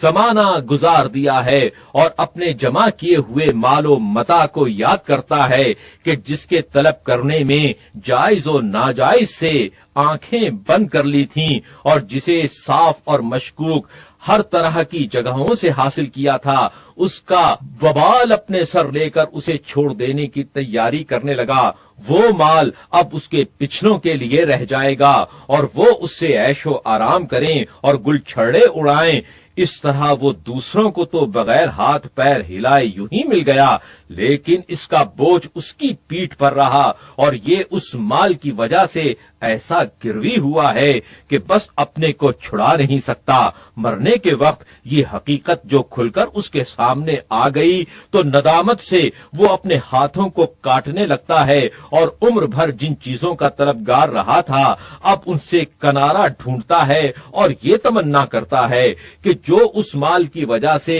اس پر رشک اور حسد کیا کرتے تھے، کاش کہ وہی اس مال کو سمیٹتے۔ اب موت کے تصرفات اس کے جسم کی طرف بڑھ رہے ہیں، یہاں تک کہ زبان کے ساتھ ساتھ کانوں پر بھی موت چھا گئی۔ گھر والوں کے سامنے اس کی یہ حالت ہوتی ہے کہ نہ زبان سے بول سکتا ہے، نہ کانوں سے سن سکتا ہے، آنکھیں گھما گھما کر ان کے چہروں کو تکتا ہے، ان کی زبانوں کی جنبشوں کو دیکھتا ہے، لیکن بات چیت کی آوازیں نہیں سن پاتا۔ اور پھر اس سے موت اور لپٹ گئی کہ اس کی آنکھوں کو بھی بند کر دیا، جس طرح اس کے کانوں کو بند کیا تھا، اور اس کی روح اس کے جسم سے مفارقت کر گئی۔ اب وہ گھر والوں کے سامنے ایک مردار کی صورت میں پڑا ہوا ہے کہ اس کی طرف سے انہیں وحشت ہوتی ہے، اور اس کے پاس پھٹکنے سے وہ دور بھاگتے ہیں۔ وہ نہ رونے والوں کی کچھ مدد کر سکتا ہے، نہ پکارنے والے کو جواب دے سکتا ہے۔ پھر اسے اٹھا کر زمین میں جہاں اس کی قبر بننا ہے لے جاتے ہیں، اور اسے اس کے حوالے کر دیتے ہیں کہ اب وہ جانے اور اس کا کام جانے، اور اس کی ملاقات سے ہمیشہ کے لیے منہ موڑ لیتے ہیں، یہاں تک کہ نوشتہ تقدیر اپنی میعاد کو اور حکم الہی اپنی مقررہ حد کو پہنچ جائے گا، اور پچھلوں کو اگلوں کے ساتھ ملا دیا جائے گا، اور فرمان قضا پھر سرے سے پیدا کرنے کا ارادہ لے کر آئے گا، تو وہ آسمانوں کو جنبش میں لائے گا اور انہیں پھاڑ دے گا، اور زمین کو ہلا ڈالے گا اور اس کی بنیادیں کھوکھلی کر دے گا، اور پہاڑوں کو جڑ بنیاد سے اکھیڑ دے گا، اور اس کے جلال و ہیبت اور قہر و غلبے کی دہشت سے آپس میں یہ پہاڑ ٹکرانے لگیں گے، اور زمین کو ہلا ڈالے گا اور اس کی بنیادیں کھوکھلی کر دے گا، اور پہاڑوں کو جڑ بنیاد سے اکھاڑ دے گا، اور وہ اس کے جلال و ہیبت اور قہر و غلبے کی دہشت سے آپس میں ٹکرانے لگیں گے۔ وہ زمین کے اندر سے سب کو نکالے گا، اور انہیں سڑ گل جانے کے بعد پھر اثر نو تر و تازہ کرے گا، اور متفرق و پراگندہ ہونے کے بعد پھر یکجا کر دے گا، اور پھر ان کے چھپے ہوئے اعمال اور پوشیدہ کارگزاریوں کے متعلق پوچھ گچھ کرنے کے لیے انہیں جدا جدا کرے گا، اور انہیں دو حصوں میں بانٹ دے گا، ایک کو وہ انعام و اکرام دے گا اور ایک سے انتقام لے گا۔ جو فرما بردار تھے انہیں جزا دے گا کہ وہ اس کے جوار رحمت میں رہیں، اور اپنے گھر میں انہیں ہمیشہ کے لیے ٹھہرا دے گا کہ جہاں اترنے والے پھر کوچ نہیں کیا کرتے، اور نہ ان کے حالات عدلتے بدلتے رہتے ہیں، اور نہ انہیں گھڑی گھڑی خوف ستاتا ہے، نہ بیماریاں ان پر آتی ہیں، نہ انہیں خطرات درپیش ہوتے ہیں، اور نہ انہیں سفر ایک جگہ سے دوسری جگہ لیے پھرتے ہیں، اور جو نافرمان ہوں گے انہیں ایک برے گھر میں پھینکے گا، اور ان کے ہاتھ گردن سے کس کر باندھ دے گا، اور ان کی پیشانیوں پر لٹکنے والے بالوں کو قدموں سے جکڑ دے گا، اور انہیں تار کول کی قمیضیں اور آگ سے قطع کیے ہوئے کپڑے پہنائے گا، یعنی ان پر تیل چھڑک کر آگ میں جھونک دے گا۔ وہ ایسے عذاب میں ہوں گے کہ جس کی تپش بڑی سخت ہوگی، اور ایسی جگہ میں ہوں گے کہ جہاں ان پر دروازے بند کر دیے جائیں گے، اور ایسی آگ میں ہوں گے کہ جس میں تیز شرارے بھڑکنے کی آوازیں، اٹھتی ہوئی لپٹیں، ہولناک چیخیں ہوں گی۔ اس میں ٹھہرنے والا نکل نہ سکے گا، اور نہ ہی اس کے قیدیوں کو فدیہ دے کر چھڑایا جا سکتا ہے، اور نہ ہی ان کی بیڑیاں ٹوٹ سکتی ہیں۔ اس گھر کی کوئی مدت مقرر نہیں ہے کہ اس کے بعد مٹ جائے، نہ رہنے والوں کے لیے کوئی مقررہ میعاد ہے کہ وہ پوری ہو جائے۔ نہج البلاغہ خطبہ نمبر 108۔ اپنے اس خطبے میں امام المتقیان حضرت علی علیہ السلام ارشاد فرماتے ہیں، اللہ کی طرف وسیلہ ڈھونڈنے والوں کے لیے اللہ اور اس کے رسول صلی اللہ علیہ وآلہ وسلم پر ایمان لانا ہے اور اس کی راہ میں جہاد کرنا کہ وہ اسلام کی سر بلند چوٹی ہے اور کلمہ توحید کے وہ فطرت کی آواز ہے اور نماز کی پابندی کے وہ عین دین ہے اور زکوٰۃ ادا کرنا کہ وہ فرض و واجب ہے اور ماہ رمضان کے روزے رکھنا کہ وہ عذاب کی سپر ہیں اور خانہ کعبہ کا حج و عمرہ بجا لانا کہ وہ فقر کو دور کرتے ہیں اور گناہوں کو دھو ڈالتے ہیں اور عزیزوں سے حسن سلوک کرنا کہ مال کی فراوانی اور عمر کی درازی کا سبب ہے اور مخفی طور پر خیرات کرنا کہ وہ گناہوں کا کفارہ اور کھلم کھلا خیرات کرنا کہ وہ بری موت سے بچاتا ہے اور لوگوں پر احسانات کرنا کہ وہ ذلت و رسوائی کے مواقع سے بچاتا ہے۔ اللہ کے ذکر میں بڑھے چلو اس لیے کہ وہ بہترین ذکر ہے اور اس چیز کے خواہش مند نہ بنو کہ جس کا اللہ نے پرہیزگاروں سے وعدہ کیا ہے، اس لیے کہ اس کا وعدہ سب وعدوں سے زیادہ سچا ہے۔ نبی حضرت محمد مصطفیٰ صلی اللہ علیہ وآلہ وسلم کی سیرت کی پیروی کرو کہ وہ بہترین سیرت ہے اور ان کی سنت پر چلو کہ وہ سب طریقوں سے بڑھ کر ہدایت کرنے والی ہے اور قرآن کا علم حاصل کرو کہ بہترین کلام ہے اور اس میں غور و فکر کرو کہ یہ دلوں کی بہار ہے اور اس کے نور سے شفا حاصل کرو کہ سینوں کے اندر چھپی ہوئی بیماریوں کے لیے شفا ہے اور اس کی خوبی کے ساتھ تلاوت کرو کہ اس کے واقعات سب واقعات سے زیادہ فائدہ رساں ہے۔ وہ عالم جو اپنے علم کے مطابق عمل نہیں کرتا اس سرگرداں جاہل کے مطابق ہے جو جہالت کی سرمستیوں سے ہوش میں نہیں آتا، بلکہ اس پر اللہ کی حجت زیادہ ہے اور حسرت و افسوس اس کے لیے لازم ہے اور اللہ کے نزدیک وہ زیادہ قابل ملامت ہے۔ امیر المومنین حضرت علی علیہ السلام کے خطبات عالیہ نہج البلاغہ۔ نہج البلاغہ کے خطبہ نمبر 110 میں امیر المومنین حضرت علی علیہ السلام نے ملک الموت اور اس کے روح قبض کرنے کے ذکر کے بارے میں ارشاد فرمایا ہے۔ حضرت علی علیہ السلام ارشاد فرماتے ہیں، جب ملک الموت کسی کے گھر میں داخل ہوتا ہے تو کبھی تم اس کی آہٹ محسوس کرتے ہو، یا جب کسی کی روح قبض کرتا ہے تو کیا تم اسے دیکھتے ہو؟ حیرت ہے کہ وہ کس طرح ماں کے پیٹ میں بچے کی روح کو قبض کر لیتا ہے۔ کیا وہ ماں کے جسم کے کسی حصے سے وہاں تک پہنچتا ہے، یا اللہ کے حکم سے روح اس کی آواز پر لبیک کہتے ہوئے بڑھتی ہے، یا وہ بچے کے ساتھ شکم مادر میں ٹھہرا ہوا ہے؟ جو اس جیسی مخلوق کے بارے میں کچھ بھی بیان نہ کر سکے وہ اپنے اللہ کے متعلق کیا بتا سکتا ہے؟ میں تمہیں دنیا سے خبردار کیے دیتا ہوں کہ یہ ایسے شخص کی منزل ہے جس کے لیے قرار نہیں، اور ایسا گھر ہے جس میں آبودانہ نہیں ڈھونڈا جا سکتا۔